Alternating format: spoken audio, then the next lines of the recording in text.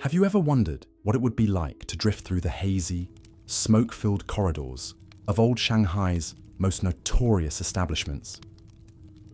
Tonight, we're stepping back in time to explore a world that existed in the shadows of one of history's greatest cities, where sweet smoke curled through dimly lit rooms and time seemed to stand still. Welcome to the opium dens of late 19th century Shanghai, where merchants and coolies, sailors and scholars all sought the same ethereal escape from the harsh realities of colonial life. This isn't just another history lesson about addiction and vice. Instead, we're going to take a slow, contemplative journey through these forgotten spaces, meeting the people who inhabited them and understanding the complex web of circumstances that made these dens the beating heart of Shanghai's underworld. Picture yourself walking down Nanking Road as the sun sets over the Huangpu River. The sounds of rickshaw wheels on cobblestones fade behind you as you turn into a narrow alley, barely wide enough for two people to pass. The smell of cooking oil and incense mingles with something else, something sweet and cloying that seems to draw you deeper into the maze of buildings that lean against each other like old friends sharing secrets. You approach a door marked only by a small red lantern hanging from an iron bracket. There's no sign, no indication of what lies beyond, but the doorman recognizes something in your eyes and nods almost imperceptibly. The heavy wooden door creaks open, revealing a world that exists entirely separate from the colonial bustle above. The first thing that strikes you is the warmth. Not just the physical warmth of bodies and burning lamps, but something deeper, more enveloping. The walls are lined with dark wood panels, carved with intricate designs of dragons and phoenixes that seem to move in the flickering lamplight. The ceiling is low, creating an intimate atmosphere that makes even strangers feel like conspirators in some grand, shared secret. This particular establishment, known to its patrons simply as the Jade Garden, represents the pinnacle of opium den luxury in 1880s Shanghai. Unlike the cramped, squalid smoking rooms that served the city's poorest addicts, places like the Jade Garden catered to merchants, foreign businessmen, and even the occasional Chinese official looking to escape the pressures of his position. The main reception area features a series of low tables surrounded by silk cushions in deep reds and golds. Here, newcomers could take tea and discuss business or simply observe the comings and goings of other patrons. The air is thick, not just with opium smoke, but with the murmur of conversations in half a dozen languages. Mandarin mingles with English. Portuguese sailors argue with German traders. And through it all, the staff moves silently, anticipating needs before they're expressed. Behind the reception area, a narrow corridor leads deeper into the building. The walls here are decorated with scroll paintings depicting misty mountain landscapes and ancient poets lost in contemplation. Small alcoves contain bronze incense burners, their smoke adding another layer to the complex aromatics that define these spaces. The smoking rooms themselves are arranged along this corridor, each one carefully designed to accommodate different types of patrons and their varying needs for privacy or companionship. The first room you encounter is the communal chamber, where wooden platforms covered in thin mattresses and silk pillows can accommodate perhaps 20 people at once. Here, the atmosphere is almost social. Men recline on their sides, some propped up on elbows, others lying flat with their eyes closed in peaceful contemplation. The conversations are desultory, meandering, touched with the peculiar intimacy that comes when strangers share a profound experience. A British merchant discusses the fluctuating price of tea with a Chinese banker, their words coming slowly, thoughtfully, as if each syllable carries unusual weight. On one platform, a young Chinese man who might be a clerk or minor official lies perfectly still, his breathing so slow and regular it seems almost meditative. His clothes are simple but clean, suggesting someone who works hard for his money but considers this expense worthwhile. His eyes are open, but focused on something far beyond the carved wooden ceiling, perhaps seeing landscapes that exist only in the realm created by the sweet smoke that curls around his head like a gentle spirit. Beside him, an older man with the weathered hands of a dockworker holds an opium pipe with the careful reverence of someone performing a sacred ritual. His movements are deliberate, practiced, as he prepares another portion of the dark, sticky substance that will transport him away from the aching joints and endless labor that define his daylight hours.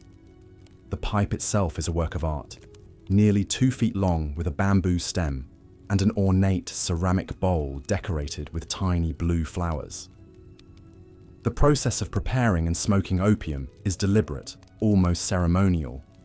First, a small portion of the prepared opium is rolled into a pill between the thumb and forefinger. This pill is then inserted into the pipe bowl and held over a small oil lamp until it begins to bubble and vaporize. The smoker then inhales deeply, holding the precious vapor in his lungs for as long as possible before exhaling slowly through pursed lips. The entire process takes several minutes, creating a natural rhythm that prevents hasty consumption and encourages the contemplative mood that defines the opium experience. Moving deeper into the establishment, we find the semi-private chambers, smaller rooms that accommodate 4 to 6 people at most. These spaces are favored by groups of friends or business associates who wish to combine their smoking with more intimate conversation or negotiation. In one such chamber, 3 Portuguese merchants are conducting what appears to be a business discussion, though their words come with the languid pace characteristic of opium users. They're arranged on low couches that surround a small table holding not just their pipes and lamps, but also ledger books and samples of silk fabric. This mixing of business and pleasure was common in Shanghai's opium culture, where many deals were struck in the relaxed atmosphere of the smoking rooms. The youngest of the 3, perhaps in his early 30s, gestures slowly with his pipe as he explains some complex point about shipping schedules. His companions nod thoughtfully, their responses coming after long pauses that in any other context might seem awkward, but here feel perfectly natural, as if the conversation itself has been slowed to match the peaceful rhythm of their breathing. Adjacent to this chamber, we find a scene of pure solitude. A single man, well dressed in the manner of a successful Chinese merchant, lies alone on a platform that could easily accommodate 4 people. His isolation is clearly intentional, purchased at premium rates for the privilege of experiencing his opium dreams without intrusion from strangers. This gentleman, whom we might call Mr. Chen, represents a significant portion of Shanghai's opium clientele, successful in business but trapped by the social expectations and family obligations that come with his position. He finds in these sessions a rare opportunity for complete solitude and introspection. His clothes are silk, his hands soft, suggesting a life of comfort, yet his expression carries a melancholy that speaks to the complex emotional landscape that drives many to seek opium's embrace. Mr. Chen's ritual is unhurried, almost meditative. He prepares each pipe with the careful attention of a tea master, taking time to appreciate not just the effect, but the entire sensory experience. The warm glow of the lamp on his face, the weight of the pipe in his hands, the gradual transition from the concerns of daily life to a state of peaceful detachment from worldly worries. The most exclusive area of the Jade Garden requires climbing a narrow staircase to the 2nd floor, where private suites cater to Shanghai's most demanding clientele. These rooms are furnished more like bedchambers than smoking areas, with proper beds covered in imported European linens, carved wooden screens for privacy, and windows that can be opened to let in the night air from the river. Here, a different class of patron seeks not just the opium experience, but complete escape from their public identities. Foreign diplomats, wealthy Chinese officials, and successful European businessmen pay handsomely for the assurance that their presence will remain completely confidential. In one such suite, a man who might be a British consul lies on a canopied bed, his formal dress carefully hung on a wooden valet stand. His transformation from public official to private individual seeking pharmaceutical solace represents one of the most complex aspects of Shanghai's opium culture. These were not merely pleasure seekers or escapists, but often intelligent, successful people caught between the demands of their positions and their very human need for relief from constant pressure and responsibility. The opium itself arrives in these exclusive suites already prepared by skilled attendants who understand that discretion and quality are paramount. The pipes used here are often personal items, sometimes family heirlooms or gifts from grateful business partners, crafted from precious materials and decorated with personal symbols or inscriptions. As our British consul inhales his carefully prepared dose, his entire posture changes subtly. The rigid bearing required by his position melts away, replaced by something more fundamentally human. His breathing becomes deeper, more natural, and for perhaps the first time in months, the lines of worry around his eyes begin to soften. This transformation illustrates one of the most fascinating aspects of opium den culture in old Shanghai. These establishments served as great equalizers, where the artificial hierarchies of colonial society temporarily dissolved. A Chinese merchant and a British trader, who might treat each other with formal politeness or even suspicion in their daytime encounters, could find themselves sharing profound conversations about life, loss, and the search for meaning that transcends cultural boundaries. The staff of establishments like the Jade Garden were carefully selected not just for their discretion, but for their ability to read the subtle needs of their diverse clientele. The head attendant, an elderly Chinese man known to patrons simply as Lao Wang, moves through the rooms like a gentle spirit, appearing when needed and vanishing when privacy is preferred. Lao Wang has worked in opium establishments for over 20 years, and his understanding of human nature has been refined by countless encounters with people in their most vulnerable states. He knows which patrons prefer complete solitude, which enjoy quiet conversation, and which need gentle encouragement to prevent them from consuming dangerous amounts of the drug. His movements through the establishment follow patterns developed over decades of experience. He checks on the communal chambers every half hour, ensuring that lamps remain lit and that no patron has fallen into a state requiring medical attention. His visits to the private suites are announced by the soft sound of his cloth shoes on wooden floors, giving occupants the opportunity to indicate whether his services are needed. The relationship between attendants like Lao Wang and regular patrons often develops into something resembling friendship, though always bounded by the commercial nature of their interaction. Many regular visitors confide in these attendants, sharing personal struggles and seeking advice that they might not feel comfortable requesting from family members or business associates. Through Lao Wang's eyes, we begin to understand that the opium dens of Shanghai were not simply places of vice and addiction, but complex social institutions that served multiple functions in a rapidly changing society. They provided not just pharmaceutical relief, but also spaces for cross-cultural interaction, business networking, and the kind of honest human conversation that was often impossible in the formal structures of colonial Shanghai. In the corner of the communal chamber, a figure catches our attention through the gentle haze that perpetually fills these spaces. She is perhaps 40 years old, dressed in the simple but clean clothing of a merchant's wife, though the absence of jewelry suggests either personal preference or economic necessity. Her name, we learn from whispered conversations, is Mrs. Li, and her story represents one of the more complex narratives that unfold within these walls. Mrs. Li began visiting the Jade Garden not for recreation or business networking, but as a response to chronic pain that had plagued her for years following a difficult childbirth. In an era when medical options for women were severely limited, especially for conditions that physicians dismissed as feminine weakness, opium offered the only reliable relief from suffering that had begun to define her entire existence. Her technique with the pipe reveals the careful economy of someone who must make each visit count. She measures her portions with the precision of an apothecary, understanding that too little will leave her pain unaddressed, while too much will render her incapable of fulfilling her domestic responsibilities upon returning home. Her husband, a rice merchant who works in the foreign quarter, remains unaware of these visits, believing instead that his wife's improved disposition stems from treatments provided by a traditional Chinese doctor.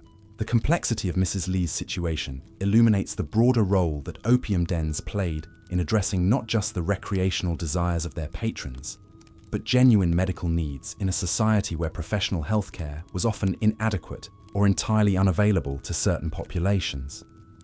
Many women, unable to access proper medical treatment due to social conventions or economic limitations, found in these establishments their only refuge from physical and emotional suffering.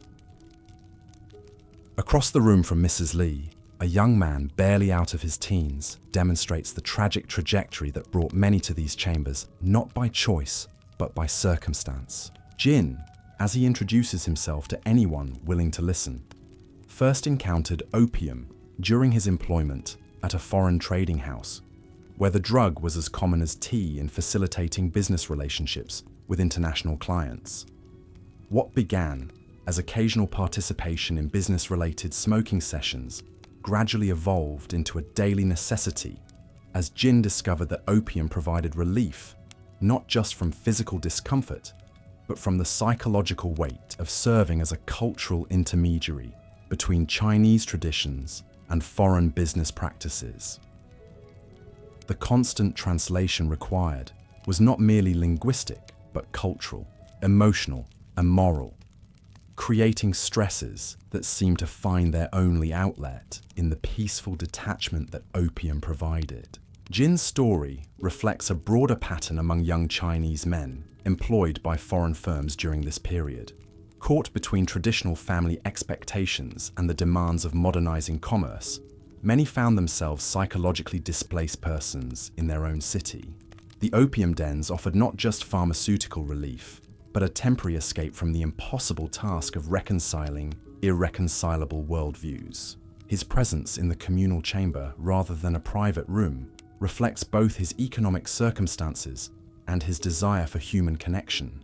Unlike the merchants and officials who could afford solitude, Jin seeks the comfort of shared experience, finding in the quiet conversations and mutual understanding of his fellow patrons a substitute for the family and community connections that his work schedule and changing lifestyle have made increasingly difficult to maintain. The progression of evening activities in establishments like the Jade Garden follows patterns as predictable as tides, yet each night brings variations that reflect the human dramas playing out within these walls.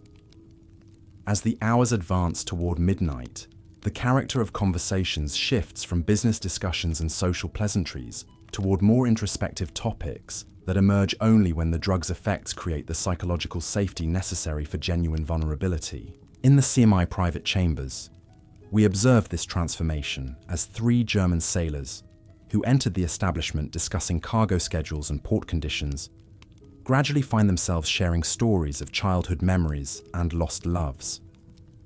The opium has not rendered them incoherent, but rather has removed the social barriers that normally prevent such intimate exchanges between strangers. The eldest of the 3, a man whose weathered face speaks of decades spent battling ocean storms, describes in halting English mixed with fragments of German the small Bavarian village he left 30 years ago to seek his fortune at sea. His voice carries the particular melancholy that comes when opium strips away the protective narratives we construct around our life choices, revealing both the costs and benefits of paths taken and abandoned. His companions listen with the intense attention that characterizes opium-influenced conversation, where each word seems to carry unusual weight and meaning. The usual hurry of daily discourse has been replaced by a pace that allows for genuine consideration of what is being shared. Questions, when they come, are thoughtful rather than perfunctory, creating exchanges that approximate the kind of meaningful dialogue that many people experience only rarely in their ordinary lives. This transformation of casual acquaintances into temporary confidants represents one of the most significant social functions of Shanghai's opium establishments. In a city where most relationships were defined by commercial necessity or colonial hierarchy, These spaces provided rare opportunities for interactions based on shared humanity rather than economic or political advantage. The physical environment of these chambers contributes significantly to these psychological transformations. The low lighting created by oil lamps and the gentle haze of opium smoke soften the sharp edges of individual features, making everyone appear slightly ethereal, less defined by the harsh realities of their daytime identities. The comfortable cushions and low tables encourage relaxed postures that mirror the mental relaxation produced by the drug, creating a feedback loop between physical and psychological comfort. As we move through the establishment's various chambers, the diversity of languages being spoken provides a constant reminder of Shanghai's role as an international crossroads. In one corner, a conversation proceeds in Portuguese between two men whose animated gestures suggest business disagreement, though their voices remain calm and their pace unhurried. Nearby, a mixture of English and Mandarin creates a hybrid dialogue as a British merchant attempts to understand the philosophical observations of a Chinese scholar. These linguistic minglings represent more than mere convenience or necessity. They reflect the unique cultural space that opium dens occupied in colonial Shanghai, where the normal rules governing interaction between different ethnic and social groups were temporarily suspended. The shared experience of opium consumption created a common ground that transcended the usual barriers of language, culture, and colonial power dynamics. The Chinese scholar engaged in conversation with the British merchant presents a particularly poignant example of these cross-cultural encounters. Educated in classical literature and philosophy, but forced by economic circumstances to seek employment with foreign firms, he represents the intellectual displacement experienced by many traditional Chinese scholars during this period of rapid social change. His observations about the nature of time and memory, delivered in careful English punctuated by classical Chinese quotations that his British companion cannot understand, reveal the isolation experienced by educated Chinese individuals caught between traditional knowledge systems and modern commercial realities. The opium provides temporary relief from this cultural displacement, while the international environment of the den offers rare opportunities to share his intellectual heritage with foreigners who, in their altered states, are more receptive to ideas that would normally seem incomprehensible or irrelevant. The British merchant, for his part, finds himself unusually moved by concepts that would typically strike him as Oriental mysticism, unsuited to practical men of commerce. The opium has temporarily suspended his cultural prejudices, allowing him to appreciate the profound observations of his Chinese companion without the filter of colonial superiority that normally shapes such encounters. Their conversation touches on themes of loss and adaptation that resonate across cultural boundaries. The scholar speaks of watching ancient traditions disappear as Shanghai transforms itself to accommodate foreign influence, while the merchant describes his own sense of displacement, thousands of miles from everything familiar, pursuing profits in a land whose customs and values remain largely mysterious to him. These exchanges illustrate how opium dens functioned as inadvertent spaces for cultural diplomacy, where individuals from different backgrounds could encounter each other as human beings rather than representatives of competing civilizations. The drug's ability to reduce anxiety and increase empathy created conditions where genuine understanding between cultures became possible, even if only temporarily. The establishment's upper floors reveal even more complex social dynamics as we encounter patrons whose public positions require absolute discretion regarding their presence in such establishments. In one private suite, a man whose expensive clothing and careful grooming suggest high social standing lies in contemplative silence, his opium pipe resting on a side table while he stares at the ceiling with an expression of profound sadness. This gentleman, whom we might call Commissioner Zhang, holds a position in the Chinese imperial administration that requires him to publicly oppose the opium trade while privately struggling with his own dependence on the drug. His situation represents one of the most tragic contradictions of this historical period, where many officials charged with enforcing anti-opium policies had themselves become dependent on the substance they were supposed to eliminate. Commissioner Zhang's evening ritual involves not just the consumption of opium, but a complex process of psychological preparation for returning to his public role. The drug provides temporary relief from the moral compromise required by his position. But each session also deepens his sense of personal corruption and professional failure. His presence in this exclusive suite reflects both his economic ability to afford privacy and his desperate need to avoid recognition by other patrons who might use knowledge of his addiction for political advantage. The isolation he purchases comes at a premium, but the alternative exposure could mean not just personal disgrace, but potential execution under imperial laws that he himself helps to enforce. The attendants who serve these upper-level suites understand the particular vulnerabilities of their clientele and maintain standards of discretion that approach the sacred. Their silence is purchased not just with money, but with mutual understanding of the catastrophic consequences that would follow any breach of confidence. The conversations that drift through these exclusive suites carry a different weight than those heard in the communal chambers below. Here, words emerge slowly, carefully considered, as if each syllable might be the speaker's last opportunity to express thoughts that have remained buried beneath layers of public responsibility and social expectation. In the suite adjacent to Commissioner Zhang, we encounter a scene that reveals the international scope of Shanghai's opium culture. A French diplomat, his formal jacket draped carefully over a chair, engages in halting conversation with a wealthy Chinese tea merchant. Their exchange, conducted in a mixture of broken English and gestures, centers on philosophical questions that would seem absurd in any other context, but here take on profound significance. The Frenchman speaks of his childhood in Normandy, describing apple orchards that existed only in memory since his family's estate was sold to fund his education and diplomatic career.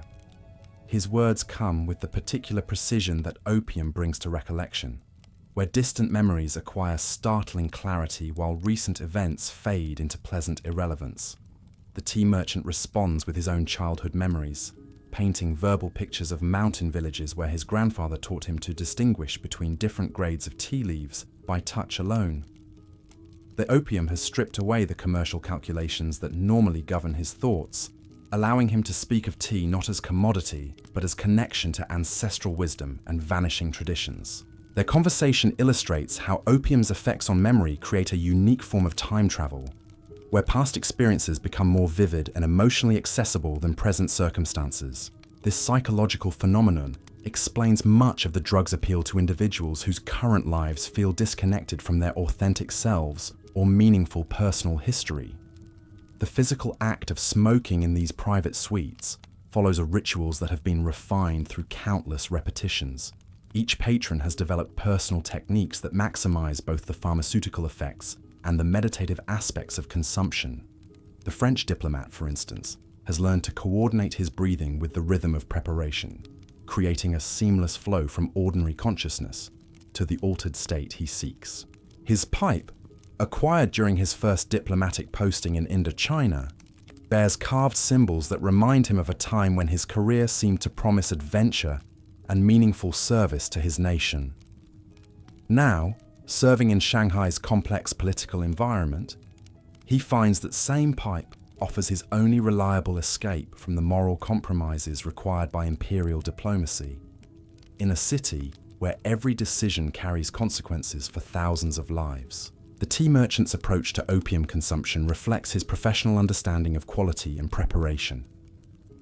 He examines each portion of the drug with the same careful attention he applies to evaluating tea leaves, understanding that inferior opium produces not just less satisfactory effects, but potentially dangerous impurities that could compromise his health or judgment.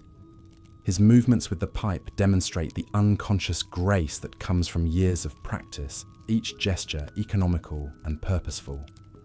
The lamp flame dances as he heats the opium to precisely the right temperature, neither too hot nor too cool, achieving the optimal balance that transforms the raw substance into vapor that carries both pharmaceutical relief and spiritual transcendence. As midnight approaches, the character of the establishment shifts subtly. New patrons arrive seeking refuge from evening business obligations or family responsibilities, while others prepare for the gradual return to ordinary consciousness that will allow them to resume their daytime identities.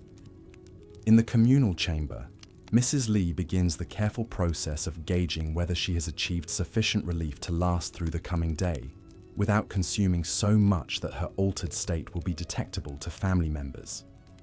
Her calculations involve not just pharmaceutical considerations, but complex assessments of social performance, domestic responsibilities, and the financial impact of each visit. Her departure ritual involves several minutes of quiet observation, testing her coordination and mental clarity before venturing back into the streets of Shanghai. The transition from the warm, protective atmosphere of the den to the harsh realities of colonial society requires careful management, particularly for women whose presence in such establishments carries additional social risks. The young man Jin faces different challenges as he prepares to leave. His employment requires early morning presence at the trading house, where any sign of impairment could result in immediate dismissal and potential blacklisting from other foreign firms. His consumption must be precisely calibrated to provide relief from psychological distress without compromising his professional performance. The skills required for this balancing act represent a form of expertise that many regular patrons developed over months or years of careful experimentation. Understanding one's own tolerance, recognizing the signs of approaching impairment, and managing the timing of consumption to avoid conflicts with social or professional obligations became essential survival skills in a society that simultaneously tolerated and condemned opium use.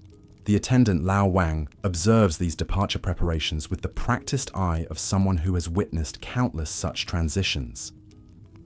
His role extends beyond mere customer service to include subtle monitoring of patrons' safety and discreet intervention when individuals appear to be consuming dangerous quantities or showing signs of medical distress. His observations over the years have taught him to recognize the difference between recreational users seeking temporary escape and individuals whose consumption patterns suggest developing dependency. The former typically maintain consistent routines and demonstrate awareness of their limits, while the latter show gradual increases in consumption accompanied by deteriorating attention to personal appearance and social obligations. The economic structure of establishments like the Jade Garden reflects these different categories of clientele through pricing systems that encourage moderation while maximizing revenue from regular patrons. Private suites command premium rates not just for privacy, but for the extended time periods they accommodate, allowing wealthy clients to experience deeper levels of intoxication while ensuring their safety through professional supervision. The communal chambers operate on different economic principles, offering access to high-quality opium at rates accessible to middle-class patrons while maintaining turnover that keeps the spaces profitable. The semi-private rooms serve clients whose needs fall between these extremes, providing moderate privacy at intermediate prices. This pricing structure creates natural segregation that reflects Shanghai's broader social hierarchies, while allowing for the cross-cultural interactions that made these establishments unique social institutions. A Chinese merchant and British trader might never interact as equals in the formal structures of colonial commerce, but in the democratic atmosphere of an opium den, their shared vulnerability creates opportunities for genuine human connection. The preparation of opium itself involves sophisticated knowledge that the establishment's staff have refined through years of experience serving diverse clientele. Different patrons prefer different concentrations, heating techniques, and mixing preparations that optimize the drug's effects for their particular needs and tolerances. The raw opium arrives at establishments like the Jade Garden through complex supply chains that connect the poppy fields of India with the commercial networks of Shanghai's international settlement. British merchants, operating under legal protections provided by colonial treaties, import the drug in quantities that dwarf the consumption capacity of individual establishments, creating a distribution system that serves hundreds of similar venues throughout the city. The processing of raw opium into the refined preparations used in high-quality establishments requires specialized skills that combine pharmaceutical knowledge with artistic sensibility. Master preparers, often former users who have developed comprehensive understanding of the drug's properties, transform the sticky, bitter raw material into smooth, sweet preparations that maximize both potency and palatability. These preparations vary not just in strength but in character, with different techniques producing effects that emphasize either physical relaxation or mental clarity, immediate relief or sustained duration. Regular patrons develop preferences for specific preparations that complement their individual physiology and desired outcomes. The tools used in opium consumption represent a sophisticated technology adapted to maximize the drug's effects while minimizing waste and health risks. Pipes range from simple bamboo implements suitable for occasional users to elaborate works of art crafted from precious materials and decorated with personal symbols or family emblems. The lamps used for heating opium require careful maintenance to ensure consistent flame temperatures that vaporize the drug without destroying its active compounds. The best establishments employ specialists whose sole responsibility involves maintaining these lamps and ensuring that each patron's smoking experience meets the highest standards of quality and safety. The cushions, platforms, and furniture found in opium dens reflect careful attention to ergonomics that support extended periods of reclined consumption. The positions required for proper pipe smoking demand support that maintains comfort while allowing easy access to heating lamps and preparation surfaces. These seemingly simple design elements represent accumulated wisdom from decades of observing how different body types and consumption preferences require different physical accommodations. The most successful establishments invest considerable resources in creating environments that enhance, rather than detract, from the opium experience.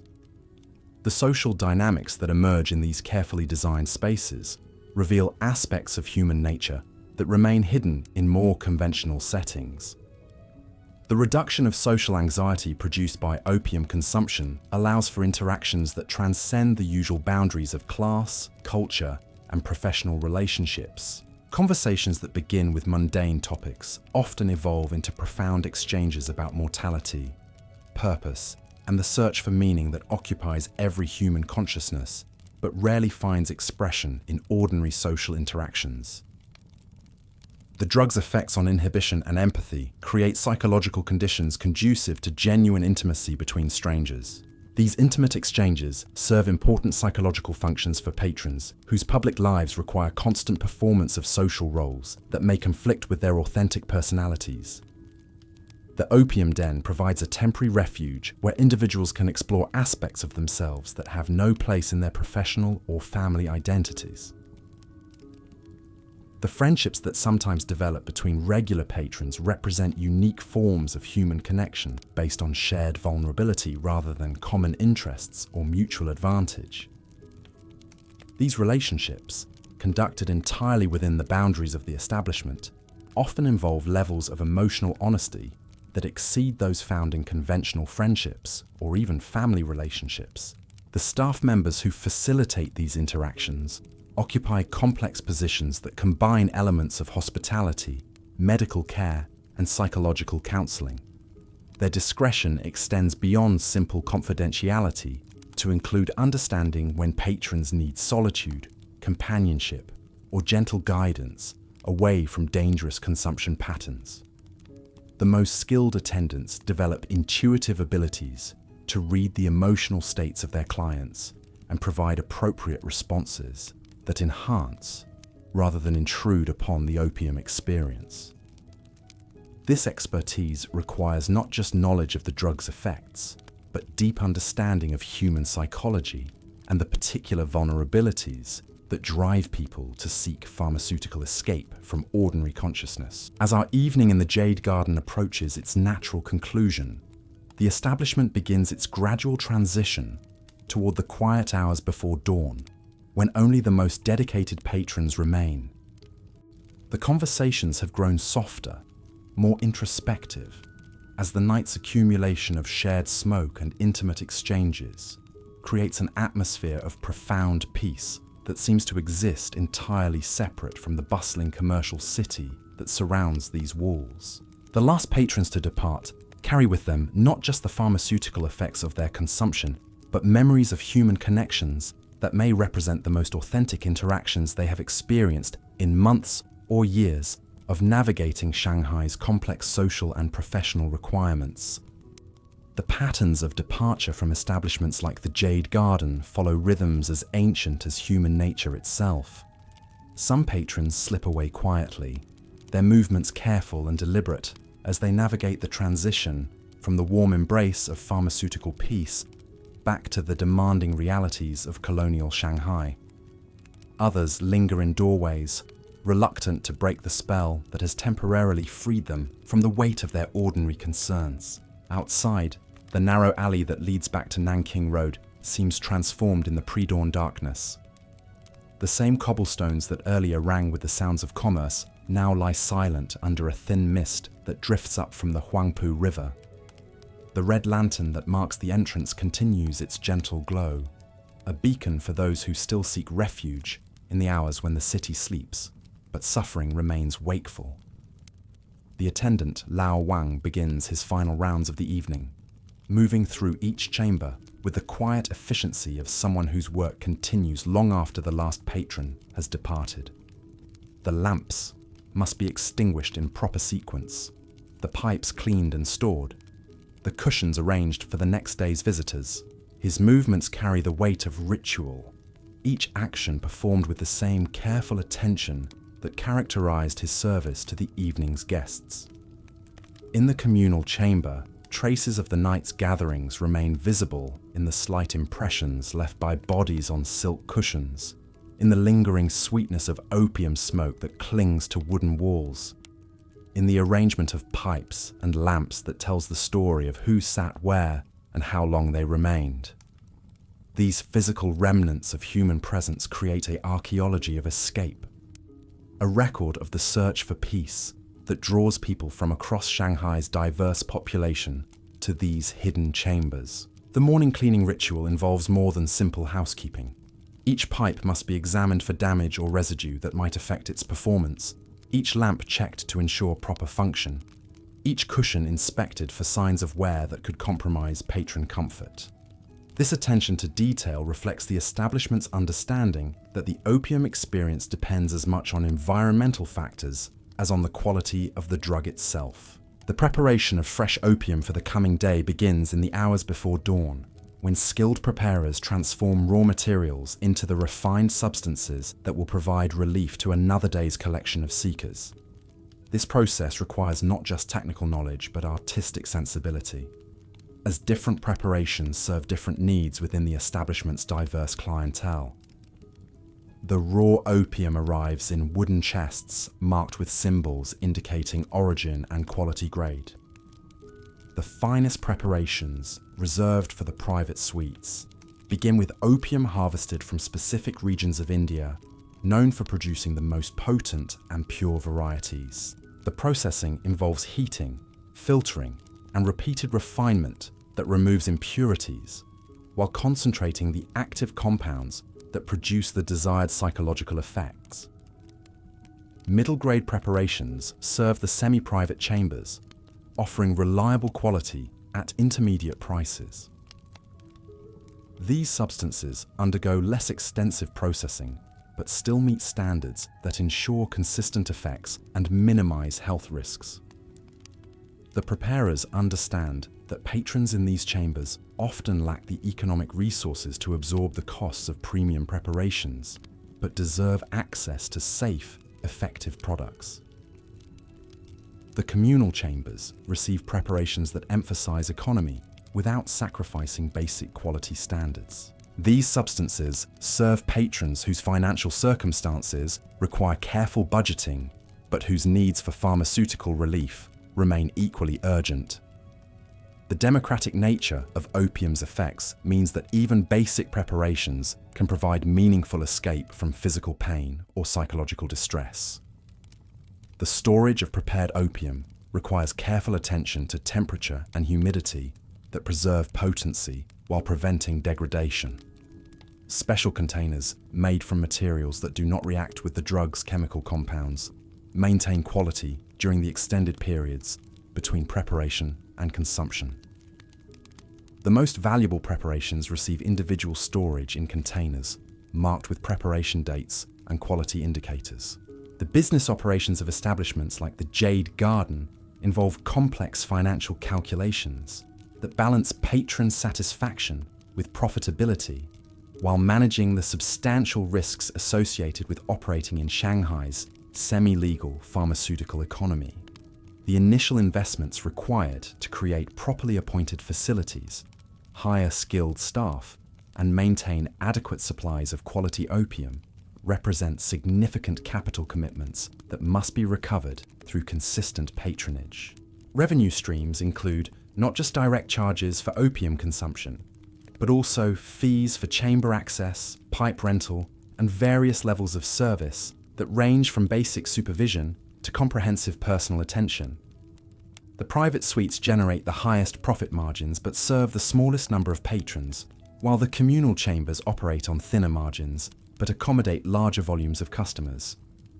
The establishment must also maintain relationships with suppliers, local officials, and competing venues that shape the broader opium economy in Shanghai. These relationships involve not just commercial negotiations, but also the delicate management of political connections that provide protection from law enforcement and regulatory interference. The staff hierarchy within establishments like the Jade Garden reflects the complex skills required to serve such diverse clientele effectively. At the apex stands the proprietor, often an individual with extensive experience in Shanghai's international business community, who understands both the pharmaceutical aspects of opium and the cultural sensitivities of serving patrons from multiple ethnic and social backgrounds. Senior attendants like Lao Wang occupy positions that combine customer service excellence with medical knowledge and psychological insight. Their ability to read patron needs, anticipate problems, and provide appropriate interventions represents expertise that develops only through years of experience serving individuals in altered states of consciousness. Junior staff members handle routine tasks like lamp maintenance, chamber cleaning, and basic patron assistance, while learning the subtle skills required for advancement within the establishment's hierarchy. The training process involves not just technical instruction, but cultural education that prepares them to serve patrons whose backgrounds and expectations may differ dramatically from their own. Specialized positions include opium preparers, whose pharmaceutical expertise ensures consistent product quality, security personnel who maintain discretion while preventing problems, and liaison staff who manage relationships with suppliers and officials. Each role requires specific skills that contribute to the establishment's overall ability to provide safe, satisfactory experiences for its diverse clientele. The seasonal patterns of opium consumption in Shanghai reflect the city's position as an international port where business cycles, weather patterns, and cultural holidays create predictable fluctuations in demand for pharmaceutical escape. Winter months typically see increased patronage as cold weather and reduced outdoor activities drive people toward indoor refuges that provide both physical warmth and psychological comfort. The summer season brings different challenges as heat and humidity affect both patron comfort and opium storage requirements. The most successful establishments invest in cooling systems and modified ventilation that maintain appropriate environmental conditions while preserving the intimate atmosphere that defines the opium experience. Commercial seasons tied to Shanghai's role in international trade create additional patterns as merchants, sailors, and business travelers seek relief from the stresses of completing transactions, managing cargo, or negotiating contracts. The arrival of large trading vessels often coincides with increased demand for opium services, particularly in the private suites favored by successful international businessmen. Cultural celebrations and religious observances also influence patronage patterns. As individuals seek pharmaceutical assistance, in managing the social obligations and emotional complexities associated with traditional festivals or family gatherings. The Lunar New Year period typically sees reduced patronage as family obligations take precedence, followed by increased demand as individuals seek relief from the stresses of extended family interaction. The medical aspects of opium consumption in establishments like the Jade Garden involve sophisticated understanding of dosage, tolerance, and interaction effects that rival contemporary pharmaceutical knowledge. Skilled attendants learn to recognize the signs of appropriate consumption levels and intervene when patrons approach dangerous territory that could result in overdose or severe impairment. The establishment maintains supplies of remedial substances that can counteract excessive opium consumption, including preparations that promote alertness and coordination for patrons who have consumed more than intended. These safety measures reflect both humanitarian concerns and business necessity, as medical emergencies could attract unwanted official attention and damage the establishment's reputation. Regular patrons often develop tolerance levels that require careful monitoring to prevent dangerous escalation of consumption. Skilled attendants track individual tolerance patterns and provide guidance that helps patrons maintain effective relief without progressing toward levels of dependence that could compromise their ability to function in ordinary society. The establishment also maintains relationships with discreet medical practitioners who can provide treatment for complications arising from opium use or advice on managing consumption patterns that support rather than interfere with patrons' professional and personal responsibilities. The cultural impact of establishments like the Jade Garden extends far beyond their immediate clientele to influence broader patterns of social interaction and cultural exchange in colonial Shanghai. The cross-cultural conversations that emerge in opium-influenced settings create understanding between ethnic groups that might otherwise remain segregated by colonial social structures. Chinese patrons gain exposure to foreign perspectives and business practices that inform their own commercial activities, while European visitors develop appreciation for Chinese philosophy and cultural traditions that transcend the superficial encounters typical of colonial relationships. These exchanges contribute to the gradual development of hybrid cultural forms that characterize Shanghai's unique position as an international city. The establishment serves as an informal meeting place where business relationships develop outside the formal structures of colonial commerce. Partnerships formed in the relaxed atmosphere of opium chambers often prove more durable than those negotiated in conventional business settings, as the shared vulnerability of pharmaceutical consumption creates bonds based on mutual trust rather than mere commercial advantage. The linguistic exchanges that occur in these multicultural environments contribute to the development of pidgin languages and cultural translation skills that facilitate broader communication across ethnic boundaries. Patrons learn not just vocabulary, but cultural concepts that enhance their ability to navigate Shanghai's complex international society. The architectural elements of establishments like the Jade Garden reflect careful attention to creating environments that support both the pharmaceutical effects of opium and the social interactions that define the complete experience. The low ceilings and intimate lighting create psychological conditions conducive to introspection and confidential conversation, while the arrangement of chambers allows for varying levels of privacy and social engagement. The decorative elements serve multiple functions beyond mere aesthetics.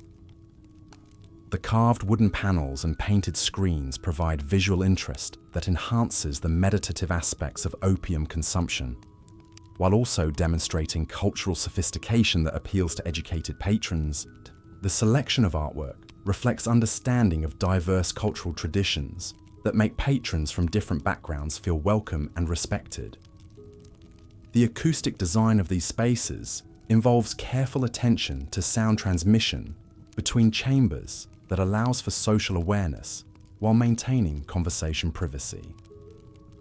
The soft furnishings and wooden construction materials absorb sound in ways that create intimate acoustic environments without complete isolation from the establishment's broader social atmosphere. The ventilation systems balance the need to maintain the sweet, smoky atmosphere that defines the opium experience with health requirements that prevent dangerous accumulations of smoke or carbon monoxide from heating lamps. The most sophisticated establishments employ ventilation designs that preserve ambience while ensuring patron safety. The economic relationships between establishments like the Jade Garden and Shanghai's broader commercial ecosystem involve complex networks of suppliers, service providers, and financial institutions that support the opium trade. Raw material suppliers maintain relationships with multiple establishments that provide market stability while ensuring consistent access to quality products. Local craftsmen produce the specialized furniture, pipes, lamps, and decorative elements that define the opium experience. These artisans develop expertise in creating products that meet the specific functional requirements of opium consumption, while reflecting the cultural preferences of diverse clientele. Financial institutions provide services that support the substantial capital requirements of high-quality opium establishments, while managing the risks associated with operating in Shanghai's complex legal environment. These relationships often involve informal arrangements that provide flexibility while maintaining the discretion required by both parties. The transportation networks that move opium from Indian production centers to Shanghai consumption sites involve coordination between international shipping companies, local distributors, and individual establishments. The logistics of maintaining consistent supplies while managing quality control and security requirements represent significant operational challenges that successful establishments master through experience and relationship development. The psychological profiles of regular patrons reveal patterns that illuminate the broader social and cultural stresses of colonial Shanghai life. Successful merchants often seek relief from the constant pressure of financial risk and market uncertainty that characterizes international trade in volatile political environments. Foreign residents frequently struggle with cultural isolation and the psychological costs of maintaining professional identities that may conflict with personal values or emotional needs. The opium experience provides temporary escape from these internal conflicts while offering opportunities for authentic human connection across cultural boundaries. Chinese intellectuals face particular challenges as traditional knowledge systems encounter foreign ideas and technologies that challenge fundamental assumptions about social organization and human nature. Opium provides relief from the cognitive dissonance created by rapid cultural change, while offering access to cross-cultural conversations that facilitate intellectual adaptation. Women patrons often seek relief from social restrictions and medical conditions that receive inadequate attention from male-dominated healthcare systems. The opium experience provides not just pharmaceutical benefits, but also rare opportunities for social interaction outside the constraints of family and domestic responsibilities. The seasonal rhythms that govern life in establishments like the Jade Garden reflect both natural cycles and human patterns of stress and relief that transcend cultural boundaries. Spring months often see increased patronage as individuals seek assistance managing the psychological demands of new business ventures and social relationships that emerge with warmer weather. Summer brings different challenges as heat and humidity create physical discomfort that opium can alleviate, while longer daylight hours provide more time for the social interactions that define the complete opium experience. The establishment adapts its operations to accommodate changing patron needs while maintaining the consistent quality that builds customer loyalty. Autumn patronage often reflects the psychological preparation required for winter months, when reduced daylight and colder temperatures can exacerbate depression and social isolation. Regular patrons learn to use opium as a tool for managing seasonal mood changes, while maintaining their professional and personal responsibilities. Winter months see the heaviest patronage, as individuals seek refuge from both physical cold and the psychological challenges of reduced social interaction. The establishment becomes a crucial social institution that provides warmth, companionship, and pharmaceutical relief during Shanghai's most challenging season. The daily cycles within the establishment create predictable patterns that accommodate different types of patrons and their varying schedules. Early evening hours typically serve business patrons who seek relief from daytime professional stresses while maintaining ability to fulfill evening social obligations. Late evening patronage often includes individuals whose work schedules or family responsibilities limit their access to daytime relief. The establishment maintains full service capabilities during these hours to accommodate patrons whose needs are equally urgent, regardless of timing. Midnight hours serve the most dedicated patrons, often individuals whose consumption patterns or tolerance levels require extended sessions to achieve desired effects. The staff maintains heightened attention during these periods to ensure patron safety, while respecting their need for intensive pharmaceutical intervention. Pre-dawn hours typically see the establishment's most vulnerable patrons, individuals whose consumption patterns suggest developing dependency or whose life circumstances have created desperate need for pharmaceutical escape. The staff provides additional support and monitoring during these sensitive periods, while maintaining the discretion that all patrons require. The training programs that prepare staff to serve such diverse clientele involve comprehensive education in cultural sensitivity, pharmaceutical safety, and human psychology that rivals professional medical education. New staff members begin with observation periods that allow them to understand the complex dynamics of opium consumption without immediately assuming responsibility for patron safety. Advanced training covers recognition of dangerous consumption patterns, intervention techniques that maintain patron dignity while preventing medical emergencies, and communication skills that allow effective service across language and cultural barriers.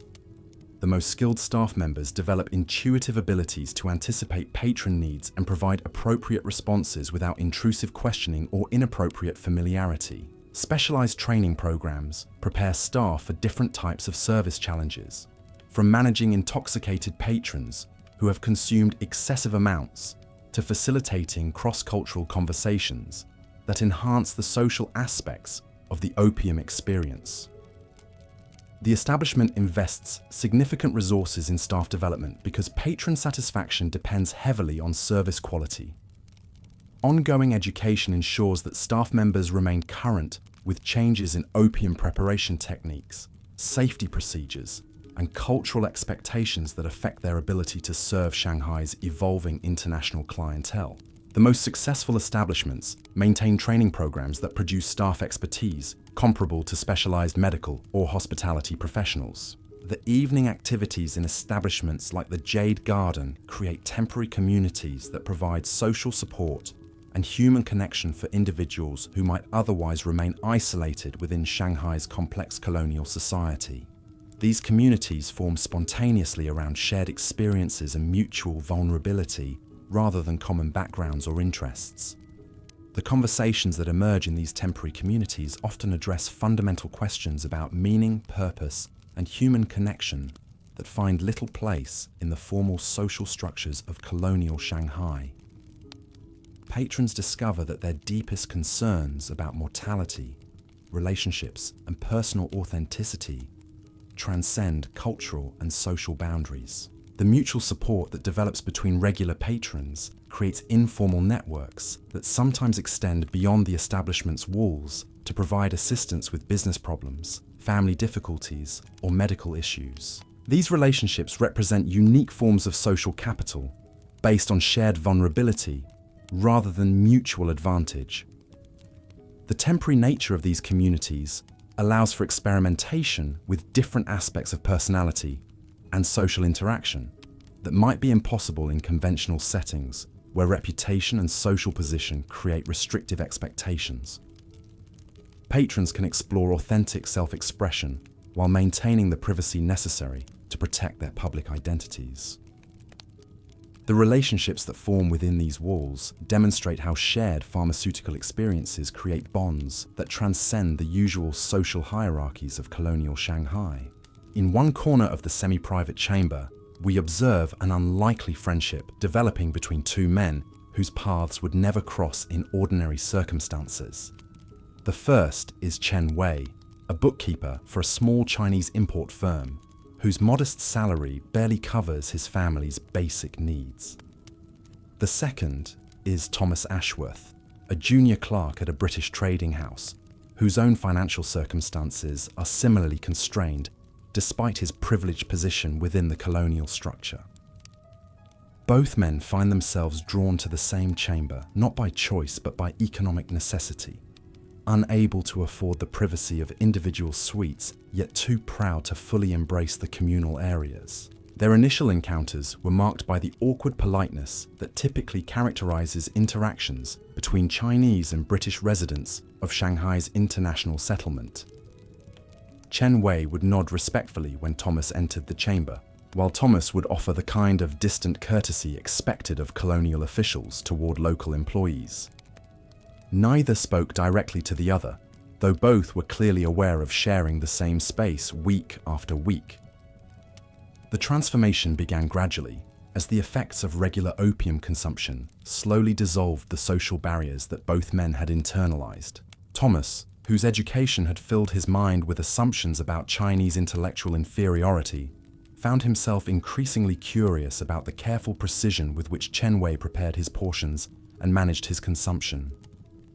The Chinese man's obvious intelligence and self-discipline challenged stereotypes that Thomas had never previously questioned. Chen Wei, for his part, observed that Thomas treated the establishment's Chinese staff with unusual respect and seemed genuinely uncomfortable with the racial hierarchies that governed most colonial institutions. The young Englishman's obvious loneliness and his careful economy with his opium purchases suggested vulnerabilities that transcended cultural differences. Their first actual conversation emerged from a practical concern when Thomas noticed that Chen Wei appeared to be experiencing difficulties with his pipe. The heating mechanism had become clogged, preventing proper vaporization of the opium and threatening to waste the precious substance that represented a significant portion of Chen Wei's discretionary income. Thomas had observed the maintenance techniques used by the establishment staff and was able to suggest a simple remedy that restored the pipe's function. Chen Wei's grateful response led to a brief exchange about the practical aspects of opium consumption, which gradually expanded into broader conversation about their respective experiences in Shanghai's complex social environment. Over subsequent weeks, their interactions evolved into something approaching genuine friendship. Thomas shared his frustrations with the rigid expectations of colonial society, where success was measured primarily by one's ability to extract profit from Chinese labor and resources, while maintaining appropriate social distance from local populations. His education had prepared him for administrative work, but had provided no guidance for navigating the moral complexities of colonial life. Chen Wei described his own struggles with rapid social change that had disrupted traditional patterns of family and community life while offering few alternatives that preserved personal dignity and cultural identity. His work for a foreign firm provided economic stability but required daily compromises with values that had been central to his upbringing and education. Their conversations, conducted in the mixture of English and Mandarin that served as Shanghai's informal lingua franca, revealed common concerns about authenticity, purpose, and the search for meaning in lives that seemed increasingly disconnected from their original intentions. Both men had come to Shanghai, seeking opportunities that would improve their circumstances, but both had discovered that success in the city's commercial environment required sacrifices of personal integrity that they had not anticipated. The opium provided temporary relief from these internal conflicts, while creating the psychological conditions necessary for honest self-examination and mutual understanding. Thomas began to appreciate the sophistication of Chinese philosophical traditions that informed Chen Wei's approach to life's challenges, while Chen Wei gained insight into the psychological pressures that drove British colonial behavior beyond simple greed or cultural superiority.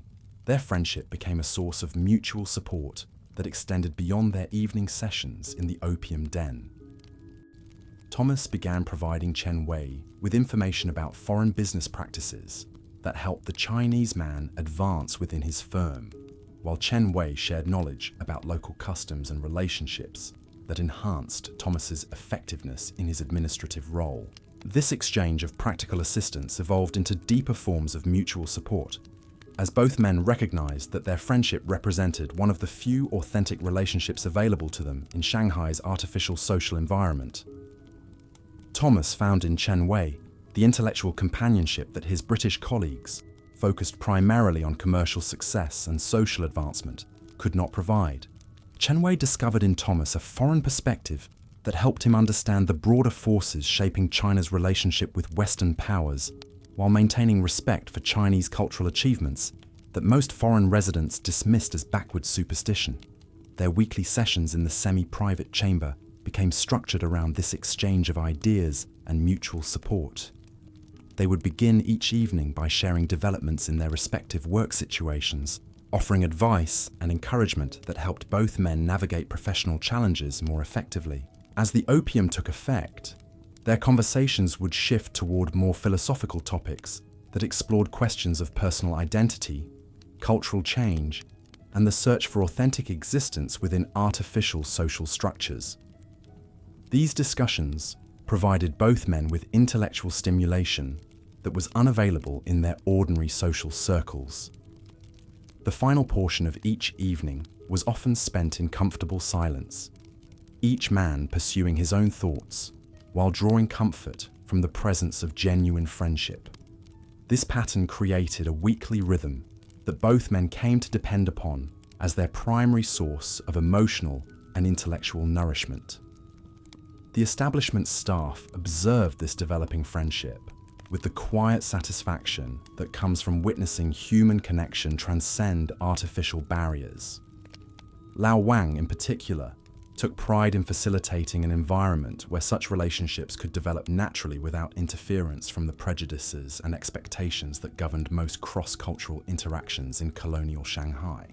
The economic implications of Chen Wei and Thomas's friendship extended beyond their personal circumstances to represent broader possibilities for cooperation between Chinese and foreign residents of Shanghai. Their mutual assistance in professional matters demonstrated that collaborative relationships could benefit both parties more than the competitive dynamics that typically characterize colonial commerce. Thomas's growing understanding of Chinese business practices, informed by Chen Wei's insights, made him more effective in his administrative role, while also making him more sympathetic to Chinese concerns about fair treatment in commercial relationships. Chen Wei's enhanced knowledge of foreign expectations and procedures, gained through Thomas's explanations, improved his value to his employers while helping him maintain his cultural identity. Their friendship became a model that other patrons of the establishment began to notice and sometimes emulate. The barrier-breaking nature of their relationship created subtle pressure for other cross-cultural interactions that gradually changed the social atmosphere of the semi-private chambers from polite segregation toward genuine multicultural community. The personal transformations that both men experienced through their friendship illustrate the broader potential for opium dens to serve as spaces for cultural bridge building in colonial societies. Thomas's evolving attitudes toward Chinese intellectual capacity and cultural achievements represented the kind of individual change that could eventually contribute to more equitable colonial relationships. Chen Wei's developing confidence in cross-cultural communication and his enhanced understanding of foreign perspectives prepared him for advancement opportunities that required effective interaction with international clients and partners. His friendship with Thomas provided practical experience in building trust across cultural boundaries that served him well in professional contexts. The intellectual exchanges between Chen Wei and Thomas also contributed to their personal growth in ways that transcended immediate practical benefits.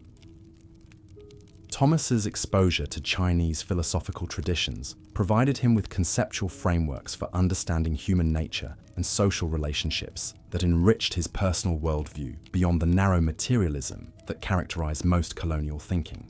Chen Wei's engagement with Western ideas about individual rights and social progress offered him new perspectives on traditional Chinese social structures, while deepening his appreciation for cultural values that deserved preservation despite foreign influence.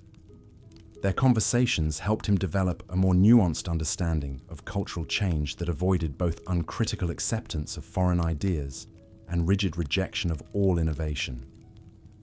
The documentation of friendships like that between Chen Wei and Thomas reveals the complex human dimensions of colonial relationships that formal historical records often overlook. Official documents focus on commercial transactions, political negotiations, and administrative procedures that provide little insight into the personal experiences of individuals navigating cross-cultural interactions in colonial environments. The Opium Den provided a unique space where such personal experiences could unfold naturally, free from the formal constraints and official expectations that shaped most documented interactions between Chinese and foreign residents of Shanghai. The informal nature of these relationships allowed for experimentation with different forms of cross-cultural communication and mutual understanding. The preservation of these personal narratives through the observations of establishment staff like Lao Wang provides valuable insight into the human costs and benefits of colonial social arrangements. The loneliness and cultural displacement experienced by individuals like Thomas and Chen Wei represents the personal dimension of broader historical forces that shape the development of modern China. The solutions that these individuals discovered through their friendship suggest possibilities for cross-cultural understanding that official colonial policies rarely explored or encouraged. Their success in building genuine mutual respect and support demonstrates that cultural barriers were often more artificial than fundamental. As our evening progresses deeper into the night hours, we encounter patrons whose stories reveal even more complex relationships with opium and its role in managing the psychological challenges of colonial life. In a private suite on the establishment's upper floor, we find Margaret Sinclair, one of the few women who regularly patronize high-end opium establishments in Shanghai. Margaret's presence in such venues represents a significant departure from the social conventions that typically governed European women's behavior in colonial settings. As the widow of a British merchant who died in a shipping accident 2 years earlier, she possesses both the financial resources and social independence necessary to pursue pharmaceutical relief from the depression and anxiety that have plagued her since her husband's death. Her weekly visits to the Jade Garden follow a carefully structured routine designed to provide maximum therapeutic benefit while minimizing the risk of social discovery that could damage her reputation and compromise her ability to manage her late husband's business interests. She arrives during the early evening hours, when the establishment's clientele consists primarily of businessmen whose discretion she can depend upon. Margaret's approach to opium consumption reflects her background as the educated daughter of a physician who taught her to understand pharmaceutical substances as medical tools rather than mere recreational indulgences.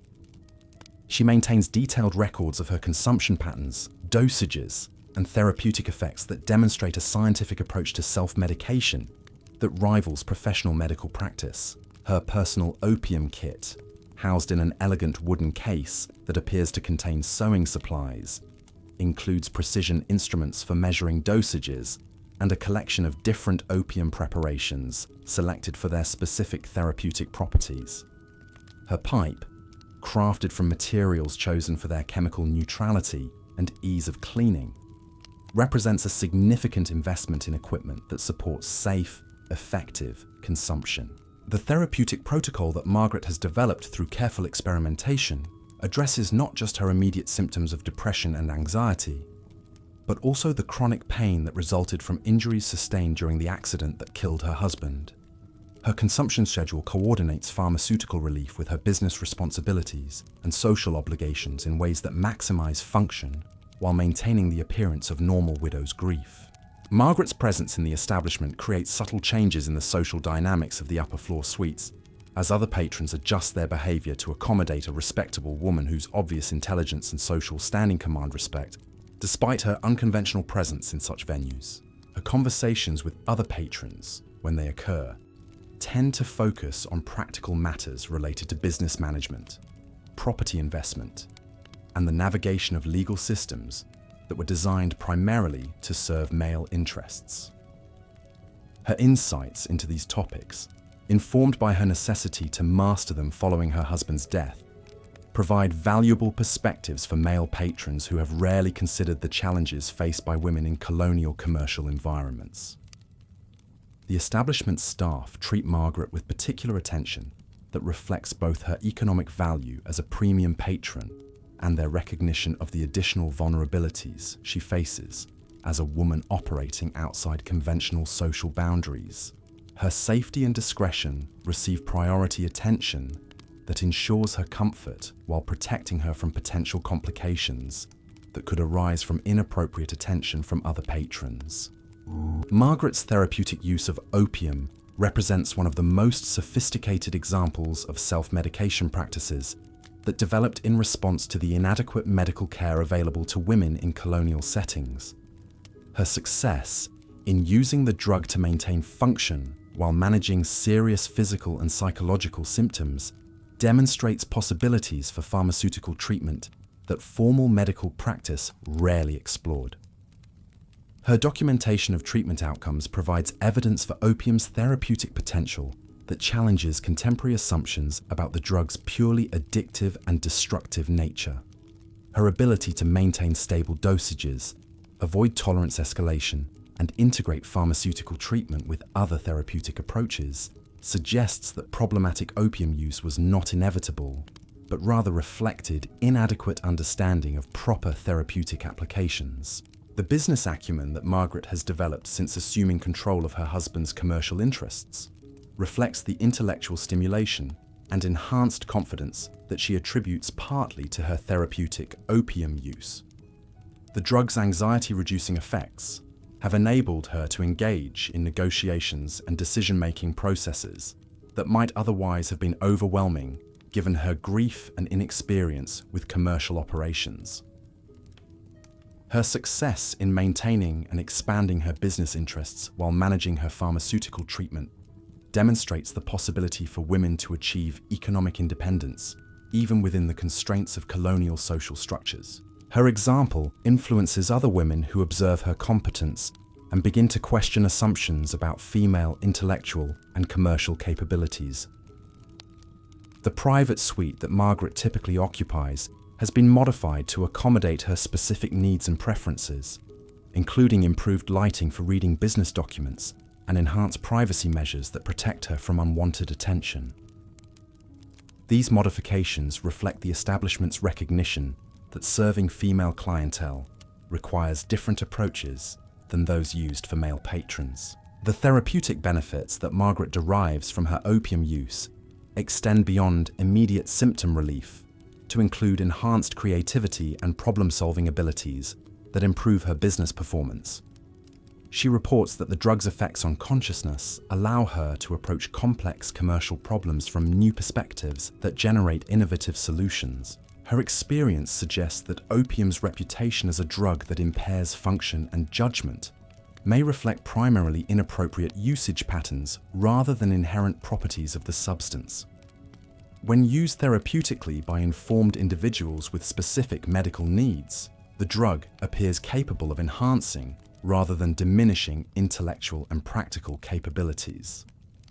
The social isolation that Margaret experiences as a widow operating independently in colonial Shanghai creates psychological pressures that her opium use helps to manage.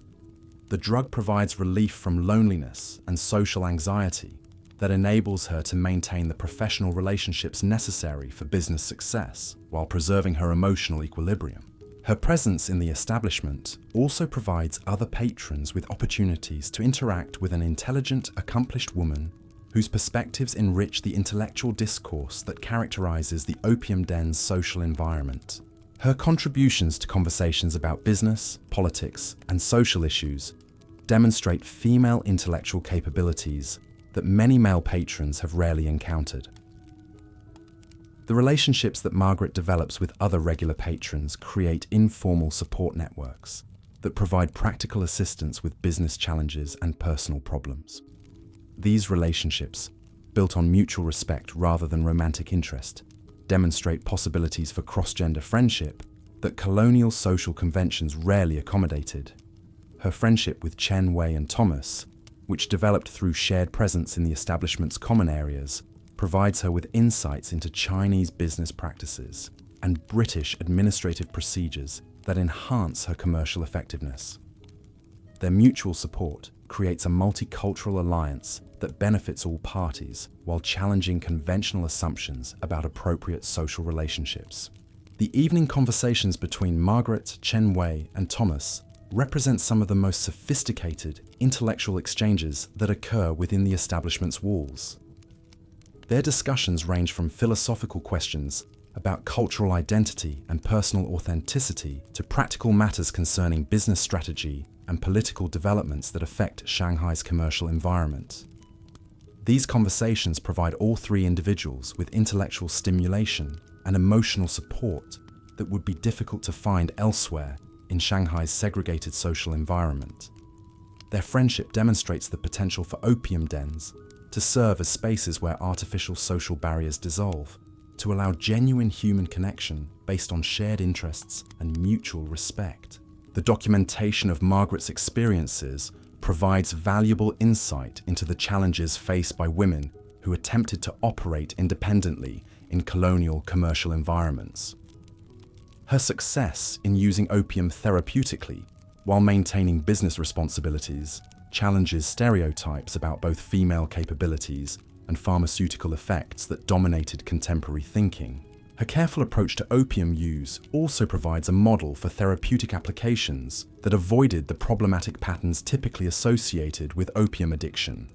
Her ability to maintain stable consumption levels while achieving sustained therapeutic benefits suggests that many negative outcomes associated with opium use resulted from inappropriate usage patterns rather than inherent properties of the drug. The establishment's accommodation of Margaret's specific needs demonstrates the flexibility and customer service excellence that characterize the most successful opium venues in Shanghai. Their willingness to modify facilities and procedures to serve female clientele reflects understanding that expanding their market required adapting to diverse patron requirements.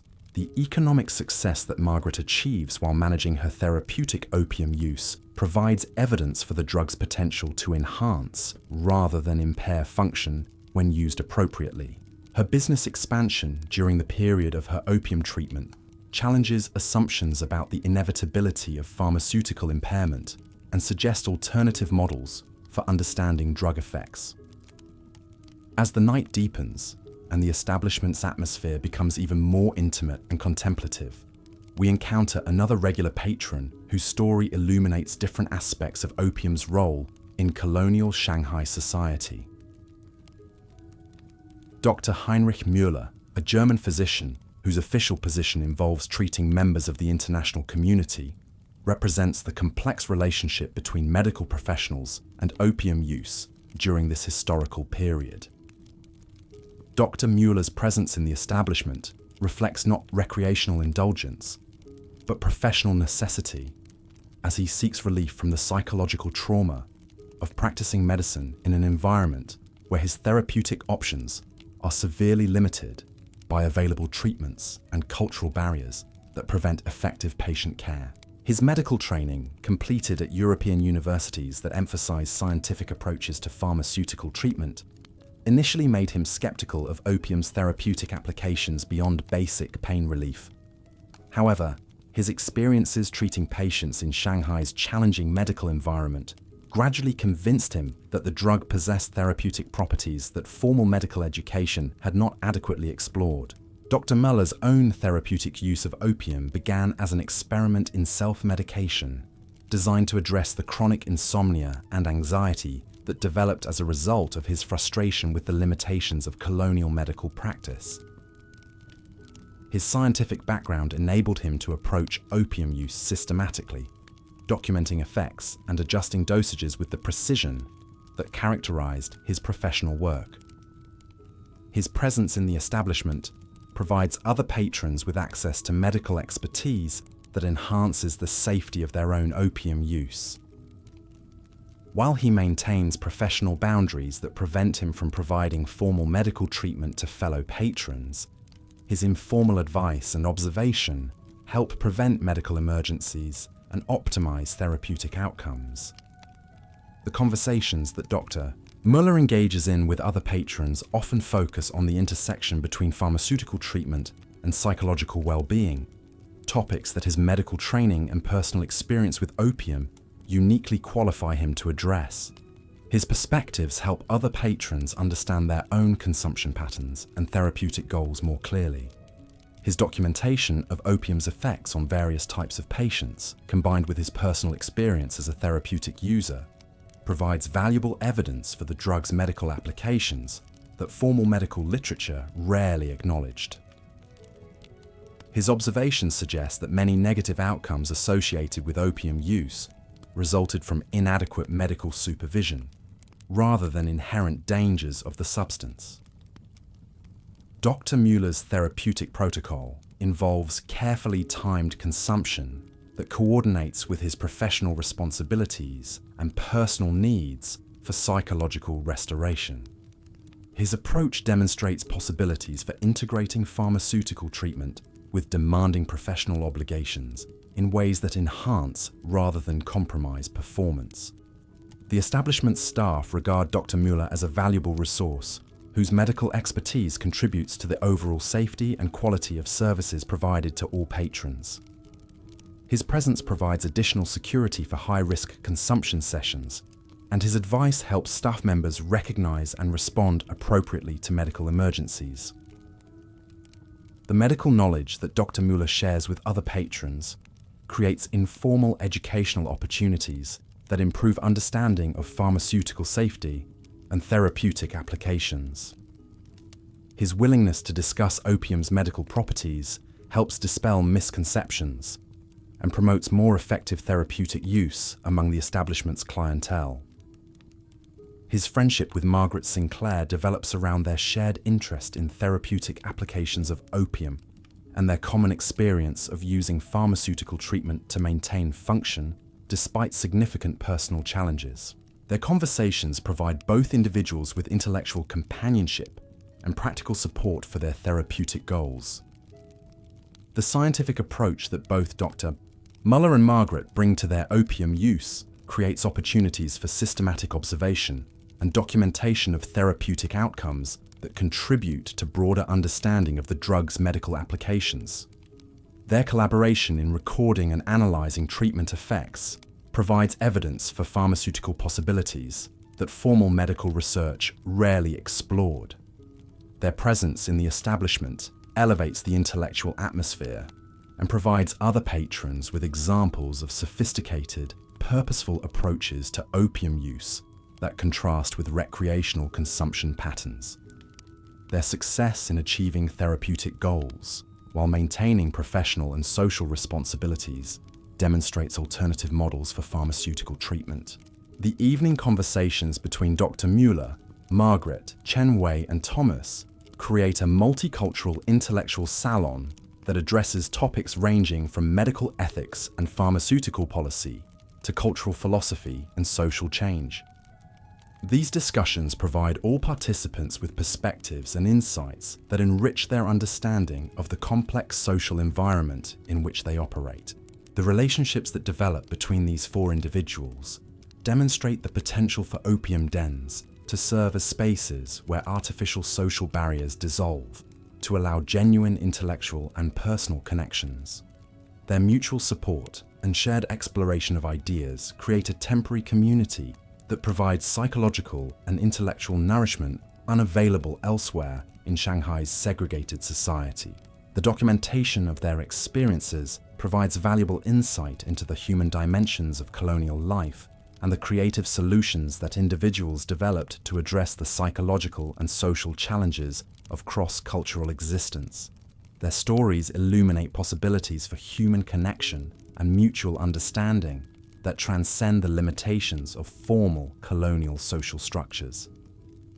The documentation of these interconnected relationships reveals how the most successful opium establishments functioned as more than mere pharmaceutical dispensaries, evolving into complex social institutions that addressed multiple needs within colonial society.